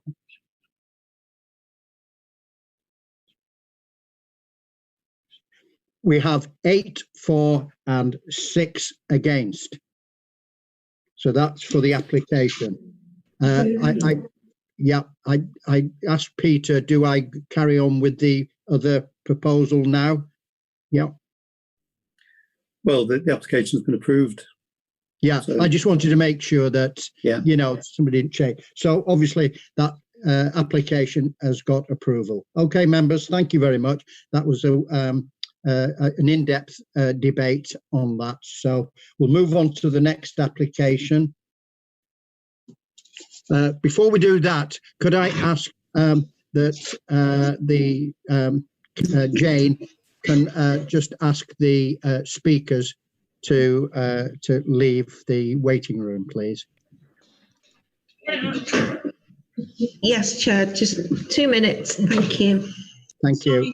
Can I just ask a question as well? I'm just a little.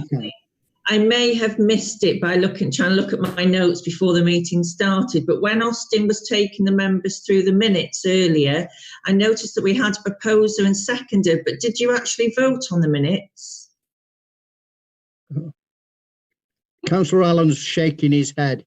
So, so perhaps we could formalise that, and if members, Chair, could I ask you, seeing as we're doing a vote on the minutes, can we use the voting button so as we can, in future, we can vote on applications? There's a yes and a no button. Councillor Capper, not on this occasion. Thank you. I think to save a little bit of time now, if you just all sort of wave your hands if you're for the minutes, of course, which I'm assuming that you all would. And just let me split to the second screen. Yeah. Yes, that's carried. Thank you, Chair. That's carried. Thank you very much, members. I must chastise Councillor Austin for that. Anyway, let's move on to the next the next item on the agenda. Yeah. This is Code Reference 0/44859. It's residential development of 22 dwellings and associate infrastructure, the land off Brynham Moor, Dolwyn Road, Old Colwyn, Colwyn Bay. This, members, is whether to reaffirm the resolution of the Planning Committee of the 8th of January. Yeah, so I don't believe we've got any speakers as such. So could I just ask the planning officer to take us through this? I wish to speak, Chairman. Yeah, I've seen you wave, Dave. So, hello. Can you all hear me? Yeah. Okay. I'll proceed to go through the addendum. This is just to remind you that the application was originally submitted to the Planning Committee on the 8th of January this year. The resolution was to be minded to approve subject to 106 agreement and various other details being resolved. Those details have now been resolved, but there's still an outstanding issue regarding the Section 106 agreement. It normally takes time for Section 106 agreements to be finalised, so there's nothing unusual about that. But what happened in March was that we received a ministerial letter which advised that the national planning guidance in the form of Planning Policy Wales was being revised, and that TAN 1, which was the Welsh Government's advice on housing land supply, was being rescinded without any notice. Now, this meant that we have decided on the basis that the application was originally recommended for approval on the basis of TAN 1, that it would be proper to take it back to the Planning Committee so that the committee could have a further opportunity to consider whether it still wished to reaffirm the original decision in January or to come to a different decision. So effectively, that is the reason why the application is being resubmitted before the committee. We have had a few further representations, not very many. We've had a representation from CPRW, which reiterates its previous objection. We've had one quite a detailed objection from a third party, a neighbour, has been received on the basis that he believes that the alternatives to the private treatment works have not been fully explored. It does make a number of comments or questions in that representation. They are included in the addendum. I'm not going to go through the addendum in detail, but they are before you in the addendum. We've also had an objection from Councillor Bob Squire. He reiterates his previous objection, and he also refers to the objection from the third party on the grounds of the private treatment works. The justification provided for the private treatment works is included in paragraphs 56 to 58 of the report to the January meeting, which forms an appendix to the report that's to this meeting. Planning Policy Wales and Welsh Government Circular 8/2018 advised that local planning authorities should be advised by NRW on whether non-mains treatment options are acceptable. In view of NRW's response that it is satisfied that a private treatment plant is justified and would be subject to permitting requirements, officers consider that there are not any circumstances that would justify departing from the committee's existing position on this matter. The question of whether the applicant has followed NRW's procedures in applying for a permit application is a matter for NRW. Members, we do have Richard Clark here. He's a planning policy officer, and he's attending this meeting specifically to advise on policy matters. I would, through the chair, like to invite him to come in at this point. Fine, thank you. Richard? Hello. Yeah, we can hear you, Richard. Yeah. So, yep, I can't. I'm just trying to start my video at the moment. Jane, can you? Yes, we're doing it now, Richard. But please feel free to continue. Yep. So, yes. So this was it's quite an unusual situation. This really. And after some deliberation, we provided our policy response to development management for this, looking at the issues of the change in national guidance in relation to this application. And members should have seen the copy of the response that we provided. I mean, in sort of as a brief overview, really, we know there's been lots of issues with TAN 1 over a number of applications and appeal decisions recently, but TAN 1 has now been revoked, which we think should mean that a lot of applications that were previously permitted on appeal would no longer be approved. In the case of this application, because of the timing of the change in national guidance, then we felt that the decision on most of the planning issues was taken at the point when it went to planning committee, and because they were the only reason that the application hadn't been determined was because of the Section 106 agreement, then none of the issues being dealt with in the Section 106 related to the change in national guidance. Therefore, in this case, we would still support the application, whereas any new speculative applications coming in now, we would be likely to object to. Thank you, Richard. Kerry, do you want to continue? Unmute, Kerry.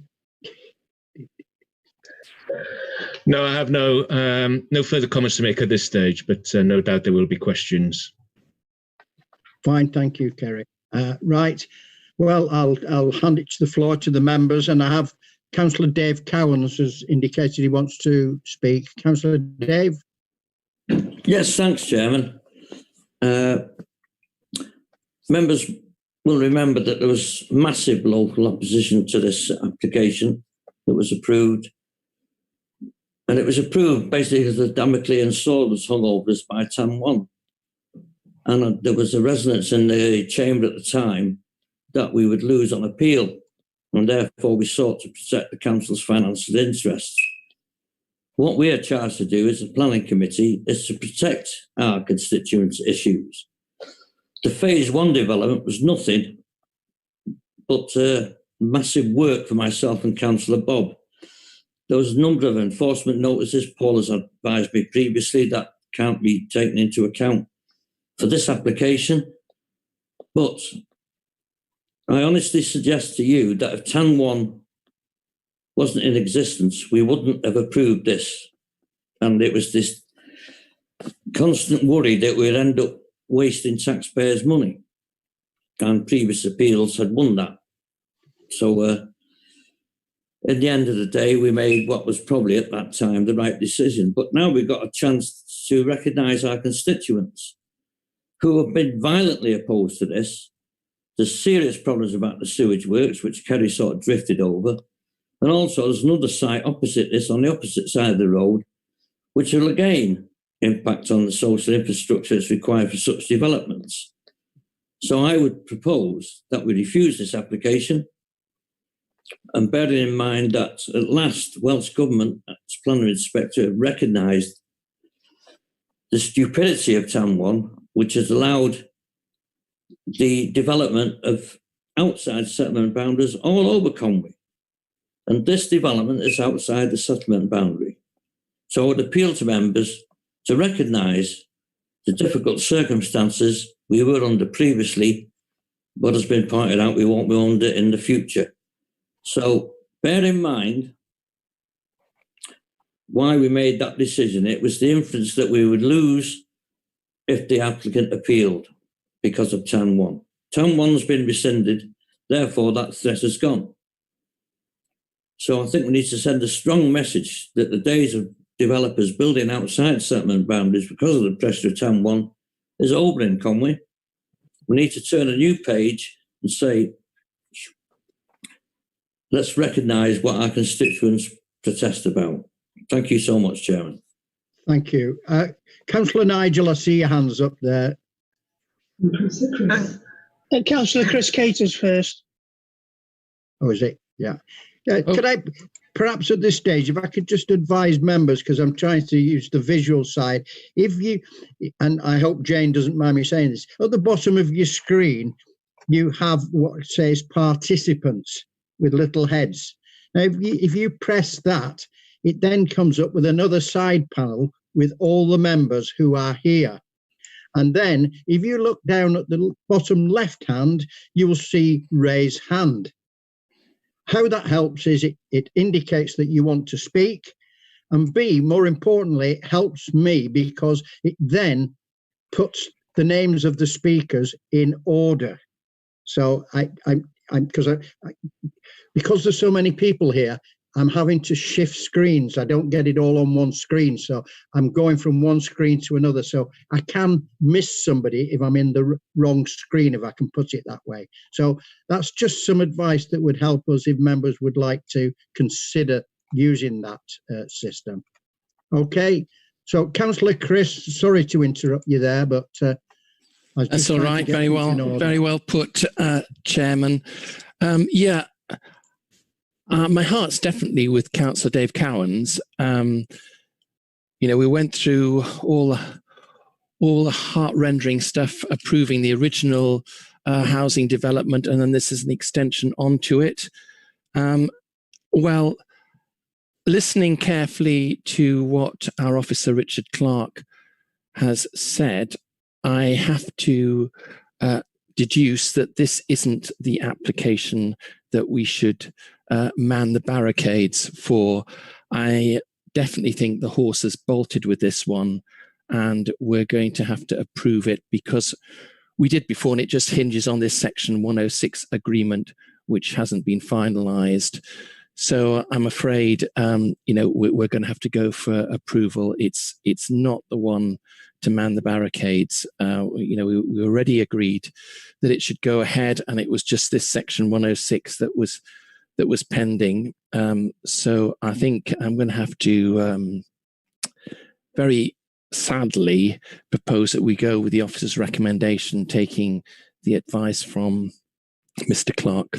I'm sorry, Dave, but this isn't the one to go to appeals on, I'm afraid. Thank you. Now we go back to, was it Councillor Nigel, was it? Unmute. Sorry, I was just seeking clarification on the officer's comments from Paula. Is there a reasonable opportunity of us winning if we do refuse this application, should it go to appeal? Paula, would you like to respond? Yeah, I think it's difficult to say categorically, given the fact that there aren't any relevant appeal cases. Kerry in the report has cited some appeal decisions where the inspectors have still considered that housing land supply is an important consideration. The fact that Conway didn't have its housing land supply hasn't really gone away. So I think we still need to consider that. So given the fact that the application was in its very final stages, we'd gone some significant way with the Section 106 agreement. I think it had just got to the stage where the applicant was ready to sign a legal agreement. My view is that it would be very unfair to refuse the application at this stage, and we also have to consider that it is a development of around 22 houses. It's a very small scheme, but having said that, it would contribute and provide additional housing for the county. Thank you. Councillor Nigel, do you want to continue? No, I'm fine. I'll just listen to the debate now. Okay, Councillor Nigel. I'm scanning the screen, seeing if there's any other members who want to speak. Councillor Peter Lewis and Councillor Austin wants to speak. Yeah. Councillor Austin.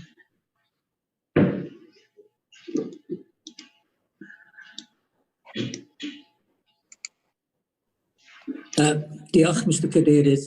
Thank you, Chair. I have to admit, I agree with Councillor Chris Cater. If Chris Cater has proposed to go with the recommendation, then I will second the recommendation. Thank you. Okay. Yeah, just before we move on, I'm assuming what Councillor Austin has said is correct, Councillor Chris, that you did actually make a proposal to approve it. Is that right? Yeah, I was clear on that this time. Thank you. Thank you, I was very, yeah. Right. Councillor Peter Lewis. Councillor Peter.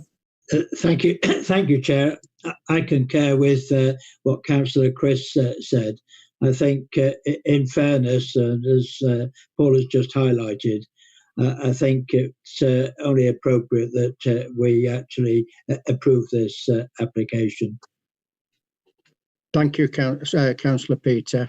I'm just looking to see if there's any other members who want to speak. Councillor Sue Lloyd and Councillor Phil Capper want to speak. Right, Councillor Sue. Can you unmute, Councillor Sue? There we are. Carry on. Yeah. Can you hear me now? Thank you. Councillor Austin has been to it. I was going to second the recommendation that the Councillor Chris had made. I also, with a heavy heart, look at this application and support the recommendation as it's made in front of us. I feel with Councillor Dave in what he's noted and said this afternoon. So I do support the recommendation made by Councillor Chris. Thank you. Councillor Phil Capper. Thanks, Mr. Chairman. Thank you. Yeah, and I think my view on development outside the LDP area is well known from previous events. However, in this instance, I'm with Councillor Chris on this one, in that this isn't the one to go to the barricades for, but it will be a very different story if anything else comes in totally new. So that's my view on it. Thanks very much. Thank you. Any other councillors?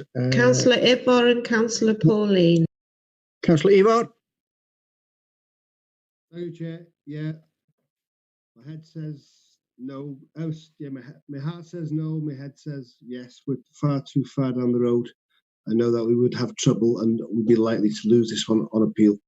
I know that the weighting given to TAN 1 is less than what it was, but there's still weight because of the demand for housing. So, yeah, as I say, my head says no. My heart says no, my head says yes. Yeah. Yeah. Councillor Pauline. Yes. Unmute. There we are. Unmute. There we are. Okay. It's just clarification on this, because I know it's merely because of the TAN one. There's no other changes or anything in this proposal. It's just the TAN one. That's my understanding, Councillor. Yeah. Yeah. There's nothing else different. No. Okay. That's all I wanted to know. Thank you. Thank you. Any other members? I can't see any. No, Chair, we have no more members. Thank you, members. Speak. So we've had a proposer and a seconder to approve that. Oh, that was the amendment. It could be the proposal, because Councillor Dave Cowan's made a proposal to refuse the application. I don't remember there being a seconder for that, but members will correct me if I've got that wrong. Is there a seconder for refusing the application? Councillor Nigel, is that correct? So Councillor Nigel was I'm happy to support David. This is not, I don't think we're going to win the vote, but I think for the sake of Bob and Dave, they put a lot of effort and they've had a lot of trouble following this application, and to support them, I'm going to second his proposal for refusal. Fine. I've got two proposer and a seconder for both of those. Is there any other proposal to be put forward? Councillor Trevor, I believe Richard Clark might want to come in at this point. Okay, Richard, if you'd like to address us. Yeah. I just wanted to clarify things. I think it was Councillor Pauline's question about the changes to policy. Revoking TAN 1 is the main change that's happened. There have also been some other amendments to Planning Policy Wales and the introduction of a new development plans manual, which introduce a new method for monitoring housing development, which used to be included in TAN 1. And the changes mean that instead of having the paragraph in TAN 1 that used to state that we needed to maintain a 5-year land supply, then there's now a different method that's included in the new policies, which sets out in fairly vague terms what planning authorities should do when they are under-delivering on their LDP targets. So there have been one or two other changes, but the revocation of TAN 1 was the main one. Thank you, Richard. Is there any other members who want to speak? No. So I'll put it up to the vote. So I know it was rather late, but Councillor Dave made the first proposal, as I understand it, which was to refuse the application, which was seconded by Councillor Nigel. Can you, before we go to the vote, Councillor Dave, can you give the committee the reasons why we want to refuse the application?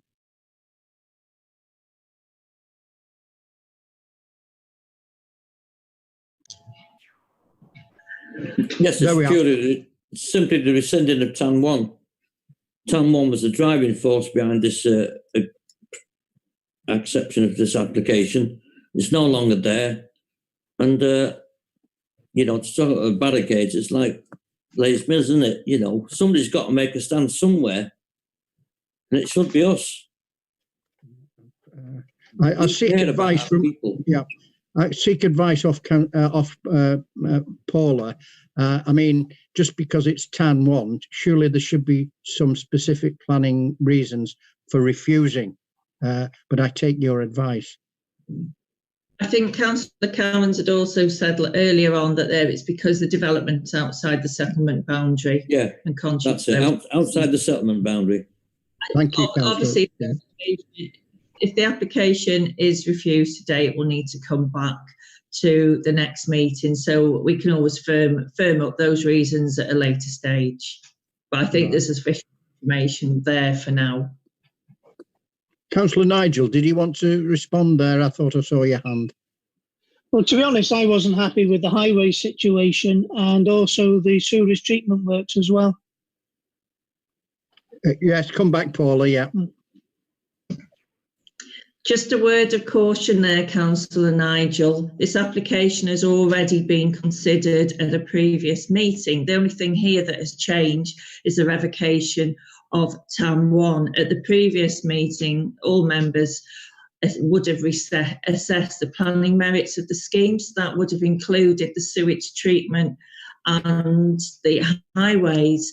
To go back on that would be a significant risk to the authority. So if it were to go to appeal, there would be a strong chance of costs against the authority if you were to refuse on those two grounds. Yeah. Okay. Councillor Nigel, you take that advice. Yeah. Yeah, I'll take that advice and leave them off. Okay. So we've been given the reasons, so we can go ahead with the vote now. So the proposal, the original proposal, was to refuse the application, and that was seconded by Councillor Nigel, and Councillor Dave Cowans proposed it. So if we can vote on that, this is to refuse the application. So you either, when you say for, against or abstain, if you're saying for, my understanding is you're for the proposal, which is to refuse the application. If that members understand that, yeah. So if you want to refuse it, you will say for. So we go back to the system that we used, then we can start with Councillor Phil Capper. Against. Thank you, Councillor Phil. Councillor Chris Cater. Yep, against refusal. Thank you. Councillor Dave Cowans, I assume that's for Councillor Dave. Yeah. Councillor Pauline. Is that against Councillor Pauline? Because your mic was off. Yeah. Councillor Andrew Hinchcliffe. Against. Against. Councillor Alan Hunter. Against. Against. Councillor Peter Lewis. Against. Councillor Sue Lloyd-Williams. Against. Councillor Evo. Against. Councillor Dave Rees. Against. Councillor Austin Roberts. Annette Bin, against. Against. Councillor Dave Roberts. Is that against, Dave? Against. Councillor Nigel, you are, I take it, for? For. Thank you. Councillor Ken Stevens. Against. So that is carried. Yeah, there was just the proposer and second for this refusal, sorry, that voted for the refusal. All the other members voted against. So as I understand it, the members are reaffirming the decision that they made in the January meeting, which is to approve the application. Thank you, members. So we move on to the next application. This is the replacement of the existing extraction system. It's a retrospective application at 15 Forlas, Llandudno, Conway. We haven't got any speakers, so if I could ask the planning officer to bring the committee up to date. There's nothing in the addendum. Thank you, Chairman.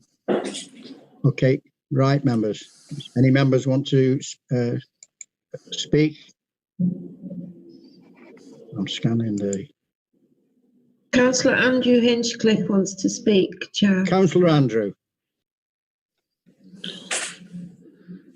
There we are. Thank you, Chair.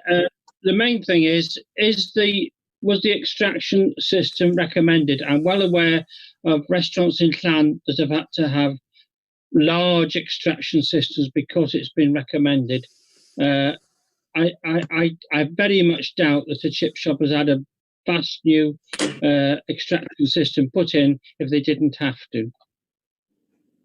Thank you, Councillor Allen. Thank you. Any other members? Councillor Ken Steve, no, was it? No, sorry. Councillor Dave Rees and Councillor Allen.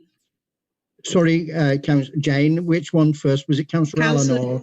Dave Rees, followed by Councillor Allen Hunter. Councillor Dave.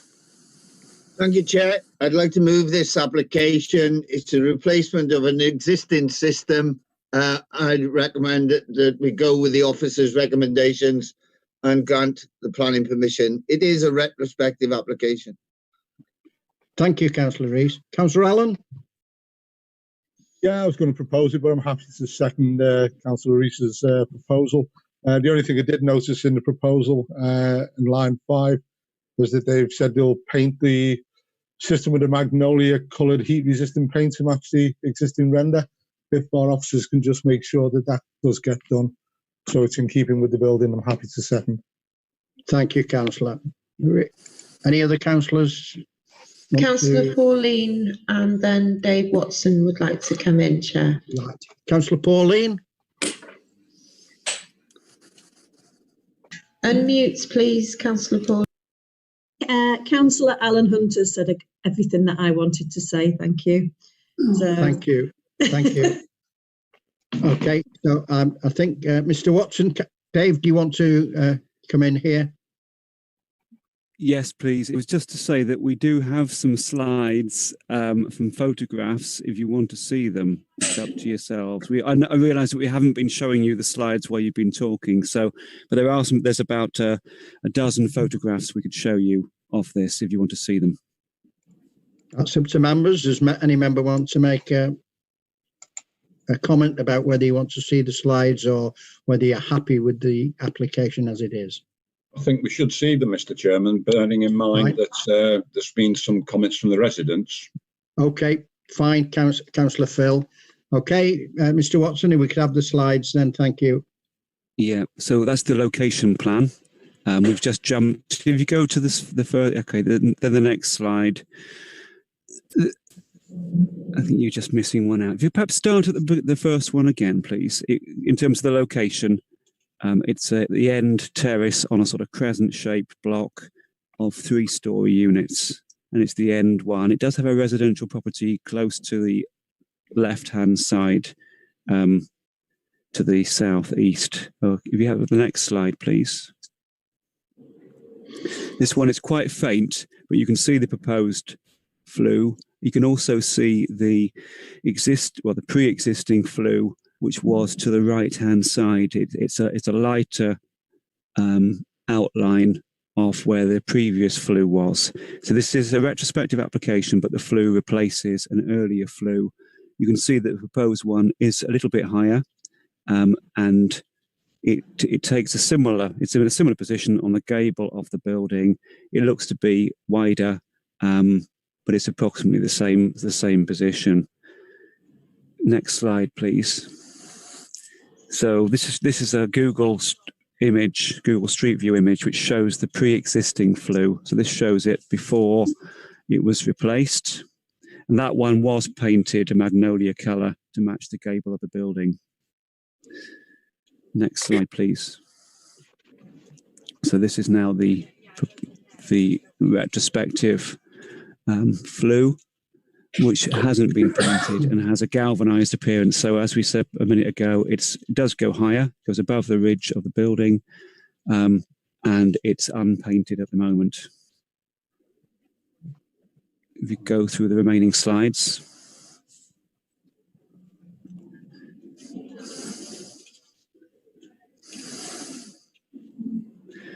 When you get to the end of the road at this position, you can just about see the slide in pass the flue in passing. But it's large. There's a large tree there that screens it from closer to.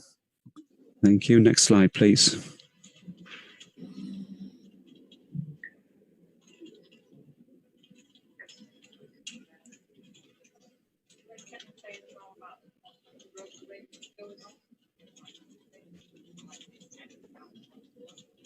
I think that was it. Just to remind members, we did have initial concerns from the environmental health officer, which have now been addressed. There were concerns to do with the odour impact and the noise impact. The applicant has now provided more information. The environmental health officer is happy with that information, provided it's installed in that, provided that the equipment's installed in that way, and it's then maintained with that equipment maintained. So that overcomes the odour and the noise concern. That was all I had to say. Thank you, Chairman. Thank you, Mr. Watson. Any other members want to speak? Councillor Ken Stevens. And Councillor Phil Capper as well, Chair. Fine. Just a quick question, Chair. Can you hear me? Yeah. Just a quick question. How long was the old flue there? Do we have any idea? I mean, 10, 15 years? How long was the old flue there before it was replaced? Do you know the answers to that, Mr. Watson? Yeah, the old, can you hear me? The old flue was installed shortly after or around the time when the permission was granted for the fish and chip shop. The fish and chip shop was granted permission, change of use from a butcher's shop to a fish and chip shop. That was granted permission in 2004. Around about that time, the flue was installed. Thank you. Councillor Khan. So it's not new then, fair enough. No. Councillor Phil Capper. Yeah, thanks very much, Mr. Chairman. Yeah, having seen the slides, I definitely think it needs to be painted. It'll make it a lot less intrusive into the local view. That's all I've got to say. Thanks. Thank you, Councillor Phil. Any other members? Councillor Alan Hunter. Yeah, I noticed from the line in the information we've got that the applicant proposes to finish the system in Magnolia. Is that a condition or just a proposal? If it isn't, I'd like to see it as a condition so we make sure it gets done. Is that a proposal for the exact colour? Yeah, what you've said, the Magnolia. But I just want to make sure it is a condition and not just the application proposes to do it. I'd like to make sure it can be done. Thank you. Mr. Watson, are you happy with that? Yes, thank you, members. You can add that to your, if you decide to approve it, you can add that to the resolution. Thank you. Thank you. Any other members want to speak? No. Yeah, well, Mr. Chairman, could I propose that we add that to the resolution? Oh, did you, Councillor Phil? Well, no, can I? Oh, yes, to formalise it. Thank you very much, Councillor Phil. We will add that to the proposal. Okay. So we've had a proposal, we've had a seconder. Is there any other proposal from the members? No. So it's straightforward whether you support the proposal, which is to approve the application. So again, going through alphabetical order, just indicate whether you're for or against. So this is to approve the application. Councillor Phil Capper. In favour. Thank you. Councillor Chris Cater. In favour. Thank you. Councillor Dave Cowans. Favour. Councillor Pauline. In favour. Thank you. Councillor Andrew. In favour. Thank you. Councillor Alan Hunter. In favour. Councillor Peter. In favour. Councillor Sue Lloyd Williams. Obliged. In favour. Councillor Ivo. In favour. Councillor Dave Rees. In favour. Councillor Austin. In favour. Councillor Dave Roberts.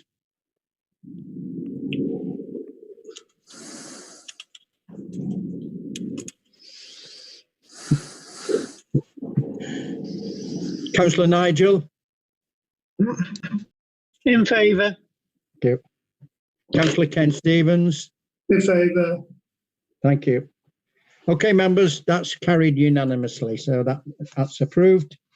So we move on to the next application, which is the replacement of an existing red squirrel housing with new larger facility in same location as existing. It's at the Welsh Mountain Zoo, the Old Highway, Colwyn Bay. Members are advised that the enclosure will be constructed of green coated small section steel frame and green coated wire mesh. I haven't got any speakers, so perhaps I could bring in, I think it's Kerry Thomas. Is it Kerry to Yes, advise the committee? Yeah. I don't have anything further to say. Okay, thank you. Ivor, Councillor Ivor. It's funny. Unmute, Councillor Ivor. I thought I had, sorry.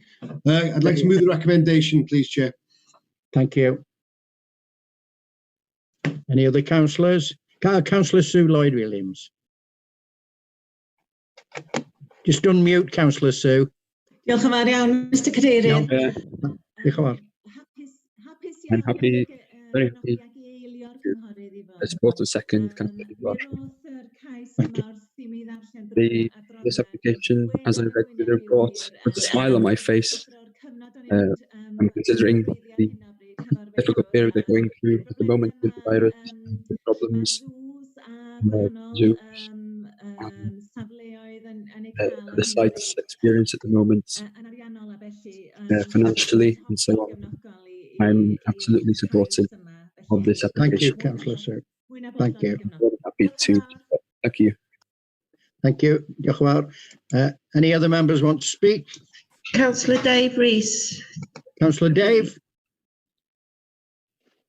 Thank you, Chair. I just wanted to second that proposal. Sorry, I think Councillor Sue's already done it. That's okay, Councillor Dave. Any other members want to speak? No. Right, we've had a proposal and a seconder to approve the application. Do we have any other proposals from members?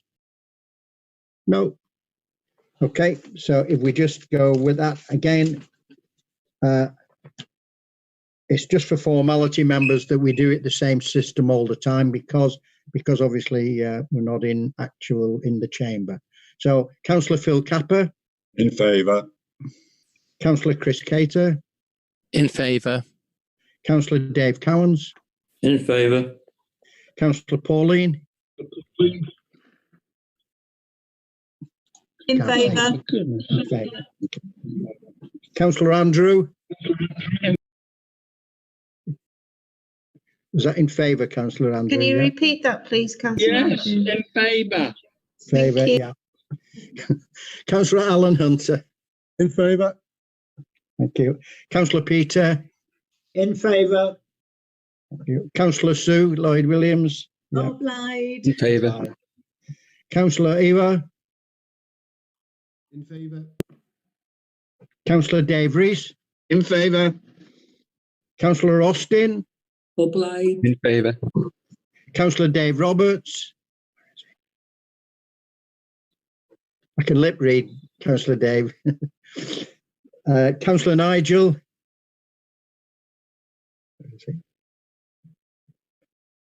Councillor Ken Stevens. Thank you, members. That's carried unanimously. Okay. We move on to the next application. No, don't. It's the residential housing estate consisting of 14 new residential dwelling houses. Oh, that's been withdrawn, members. I do apologise. That was down on still on the addendum, but that has been withdrawn, that application. So we'll move on to the next one, which is I'll just get my notes straight, is to remove one portable building and replace the building with 3 portable buildings. It's the Environmental Services Depot, West Builder Street, West, Llandudno. There's nobody down to speak, so Councillor Andrew wants to speak, Chair. Yeah.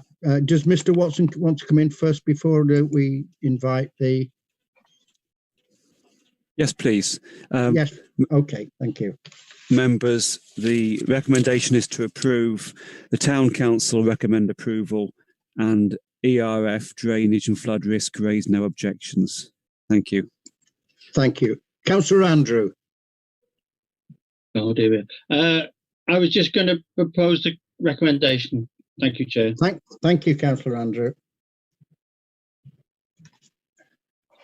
Any other members? Oh, Councillor Evo. I second that. Yeah. Can I just say as well, Trevor, I've sent you a message. I'm going to have to leave. I've got a section 19 interview with the floods in Llanfair. Okay. Okay. Well, thanks very much. Thanks for attending, and thanks for your contribution, Councillor Eva. Hey, thanks for coming. Thank you. Bye. Any other members? No, Chair, nobody else wants to speak. Could I just ask a matter of interest there, Jane, or perhaps Peter? As I understand it, Councillor Evo seconded that, but he's now left the meeting. Is that quite in order? Well, my interpretation is that he should have stayed for the vote. He can hardly propose it and then leave. Yeah. Peter, can you give us some perhaps? Yeah, perhaps. I think Councillor Sue is almost going to come in and second it in any event. Yeah. So.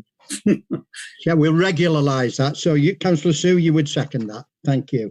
Okay. Councillor Dave Rees, I believe, wants to speak. Yes, Councillor Dave Rees, please. Dave? Sorry, Chair, I was just going to second that application. It's no problem. Okay. Is there any other members who want to make any comments rather than either proposing or seconding? Okay. Is there any other proposal? We've had a proposal and a seconder to approve. Is there any other proposals? No. Okay. So we'll put that to the vote. And again, I know it's a little bit onerous, but this is the procedure that we have to use now. So, Councillor Phil Capper. In favour. Councillor Chris Cater. Approve. Councillor Dave Cowans. Approve. Councillor Pauline. Approve. Councillor Andrew. Approve. Councillor Alan Hunter. In favour. Councillor Peter. In favour. Councillor Sue Lloyd Williams. Obliged. In favour. Councillor Evo's absent now. Councillor Dave Rees. In favour. Councillor Austin. Obliged. In favour. Councillor Dave Roberts. Approve. Councillor Nigel. Approve. Thank you. And Councillor Ken Stevens. Thank you, members. That's carried unanimously. So, move on to the next application. That's it. Which is, if you just bear with me, I'll just get rid of that sheet. This is for the construction of a modular classroom building at Ysgol Glangeli, Ffordd Maes Ganol Estate, Abergele. There's no speakers, so... Councillor Trevor, we have Alan Hunter and Pauline Heap-Williams wanting to speak. Yeah. I don't know if the planning officer wants to make any remarks before we ask the members to speak. Is that... No, is that Terry, is it? Comments. No further comment. Thank you. Okay, Councillor Alan Hunter. Yeah, I'd just like to propose that we accept this recommendation. Sadly, if we might have had that no TAN 1 last year, we wouldn't be having to build classrooms in at the side of schools. But unfortunately, we are where we are, and this is what we need. Hopefully, our Band B will come along not too distant future, and we won't need to build modular classrooms on the side of schools anymore. So, thank you very much. I propose we go through it. Thank you, Councillor Allen. Councillor Pauline? I'd like to second it, please. Thank you. Any other members want to speak? No. Okay. Okay, members, is there any other proposals? No, thank you. So again, if I could just ask you to vote. Councillor Phil? In favour. Councillor Chris Cater? In favour. Councillor Dave Cowans? In favour. Councillor Pauline? In favour. In favour. Councillor Andrew? In favour. Thank you. Councillor Alan Hunter? In favour. Councillor Peter? For. Councillor Sue Lloyd Williams? Obliged. In favour. Councillor, oh, Eva's gone there. Councillor Dave Rees. In favour. Councillor Austin. Obliged. In favour. Councillor Dave Roberts. In favour. Councillor Nigel. In favour. Thank you. And Councillor Ken Stevens. Councillor Ken. Thank you. Thank you, members. That's unanimous. In favour. That's an application. So the next one is the demolition of the existing morgue building and the erection of a new cafe, shop and welfare facilities for Bryn Erin Nursery. It's at Bryn Erin Nursery, Dinnerth Road, Rowson-Sea. I don't know if the planning office has got any remarks to make. Thank you, Chair. There's only one additional item, and that is a consultation response from the flood risk and drainage section of ERF, and they have no objection. They think it represents a betterment to the existing situation. The recommendation still stands. Thank you, Kerry. Councillor Ken Stevens, yeah. Just unmute your mic, Councillor Ken. It's the little red man with the line through it. Just. There you go. How's that, okay? That's fine. I just want to ask, does this enhance the existing facilities that are there for people with the learning difficulties? Because if that's what it's all about, then I'll propose it, Chair. Kerry, do you want to come back on that? Yes, it is in connection with the existing use.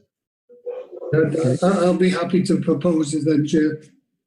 Happy to second that, Chair. Thank you. Councillor, I'm looking to see if there's any other councillors who want to speak. Andrew Hinchcliffe, Chair. Councillor Andrew. Thank you, Chair. I was going to second it. Sounds dead exciting. Right. Thank you very much. Is there any other speakers? No. Okay. Well, we've had a proposer, and did we have a? Sorry. We've had a proposer. I'm not sure. Did we have a second? We Councillor did, yes. Dave Cowans, Chair, seconded. Thank you. Right. Is there any other proposal, members? No. Thank you. So if we put it up to the vote again, the same procedure, members. Councillor Phil Capper. In favour. Councillor Chris Cater. In favour. Councillor Dave Cowans. In favour. Councillor Pauline. Unmute Councillor Pauline, please. In favour. Councillor Andrew Hinchcliffe. In favour. Councillor Alan Hunter. In favour. Councillor Peter. In favour. Councillor Sue. Lloyd Williams. Obliged. In favour. Councillor Dave Rees. In favour. Councillor Austin. Obliged. In favour. Councillor Dave Roberts. In favour. Councillor Nigel. Councillor Nigel, I'm trying to find him. Councillor Nigel Smith? No? Where is he? He must have left the meeting, Chair. Yeah, okay. Probably a technical issue. Yeah. Councillor Ken Stevens. In favour. Thank you, Councillor Ken. That's carried, members. Yeah. We move on to the next application, which is the proposed relocation of 2 Grade 2 listed lighting columns. The lighting columns at Vaughan Street, Llandudno. I don't know if the planning officer wants to make any remarks on that. Members, the addendum, it refers to the drainage section. ERF don't have any objections. Nothing else to add from me. We're recommending. This is one that has to be referred to the Welsh ministers to determine. because it's an application made by the local authority to do works on listed buildings. So it has to be referred to given to the Welsh ministers to determine the application. So the recommendation is to refer it to the Welsh ministers and inform the Welsh ministers that the local authority is minded to grant conditional listed building consent. Thank you. Thank you. Okay, members. Councillor Austin and Councillor Phil Capper wish to speak. Councillor Austin. Thank you, Chair. I just wanted to propose that we agree to the recommendation from the officers. Thank you. Thank you, Councillor Austin. Councillor Phil? Yeah, I'd like to second that. Thank you. So we've had a proposal and a seconder to approve the application. Is there any other proposals from members? Councillor Chris Cater wants to speak, Chair. Thank you. Yeah. Councillor Chris? Thank you, Chairman. I don't have any other proposal. I'm very happy to support this. I just wanted to, as we've got Richard here with us, it's crucial that the pedestrian and highway layout is done in the best, most beneficial way, because this is a crucial section of the town here. It's completely vital for all traffic coming in and out of the of Llandudno and the shopping area. And I just want to make a plea while we have highway officers here that really the work's got to produce a better situation than what exists already. So that's just a little plea while I've got the opportunity. Thank you. Richard, do you want to make comments? Yeah, just to point out, I was going to keep quiet on this one. It's a scheme that ERF are as a client, and it is for highway improvements. So usually there could be, just from transparency, I wanted to clarify this is a scheme we're sponsoring. So we are doing everything we are for highway improvements and active travel. There is no conflict because it's completely in a professional manner, but I've got two stools here and I'm working on development control and sponsoring the scheme. So I just wanted to make everybody aware of that. Thank you, Richard. Does any other members want to speak? No. Okay, members, I'll put it up to the vote again. So, Councillor Phil again, Councillor Phil Capper. In favour. Councillor Chris Cater. In favour. Councillor Dave Cowans. In favour. Councillor Pauline. In favour. Councillor Andrew Hinchcliffe. In favour. Councillor Alan Hunter. In favour. Councillor Peter Lewis.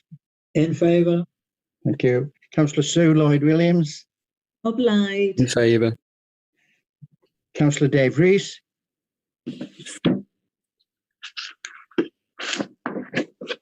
In favour. Councillor Austin. In favour. Councillor Dave Roberts. In favour. Councillor Nigel. Where's Nigel? Oh, Nigel's gone, hasn't he? Sorry. Councillor Ken Stevens. Thank you, members. That's carried for approval. And the last application, I believe, is the relocation of 2 existing antennas and 1 transmission dish on the new steelwork and ancillary development at Venue Cymru, the Parade, Llandudno. I don't know if the planning officer wants to make any comments further to the addendum. Thank you, Chairman. So it's the relocation of existing antennae. They're going from the west side of the building onto the south side of the building. And just to bring you up to date with the addendum, the Town Council recommend approval, Welsh Water no comments to make, Cadw no objections or comments to make, and the Council's ERF drainage section has no objections. Thank you. Thank you. Any members want to comment? Move the recommendation, Chairman. Councillor Andrew Hinchcliffe and Councillor Dave Rees have indicated they want to speak. Right. So, right. Councillor Andrew, is it? I was only going to second it. I was going to propose it, but I'll second it. Right. Okay. And sorry, Jane. Who did you say? Councillor Dave Rees has withdrawn his request. Right. So that's it. Yeah. Yes. Okay, Chair. members. Okay. We've had a proposal and a seconder to approve. Is there any other proposals? No. Okay. We do the final vote then. Councillor Phil Capper. Finally, yes, in favour. Councillor Chris. Approve. Approve. Councillor Dave Cowans. Approve. Councillor Pauline. Approve. Councillor Andrew. Approve. Councillor Alan Hunter. Approve. Councillor Peter. In favour. Councillor Sue. Obliged. Favour. Councillor Dave Rees, I think we said is left, is he? Yeah. No, No, I'm still sorry, here. Dave. I Sorry, Dave. approve. No. In favour. I'm not trying to get rid of you, Councillor Dave. Councillor Austin. Obliged. In favour. Councillor Dave Roberts. In favour. Thank you. Councillor Nigel's gone. Councillor Ken Stevens. Thank you, members. That's carried, and that's the last of the agenda. So, thank you, members, for your attendance. Please keep safe, and diolch yn fawr and hwyl fawr. Cheerio. Thank you, Cheerio. Mr. Chairman. Thank you. Thank you, members. Thank you for your attendance.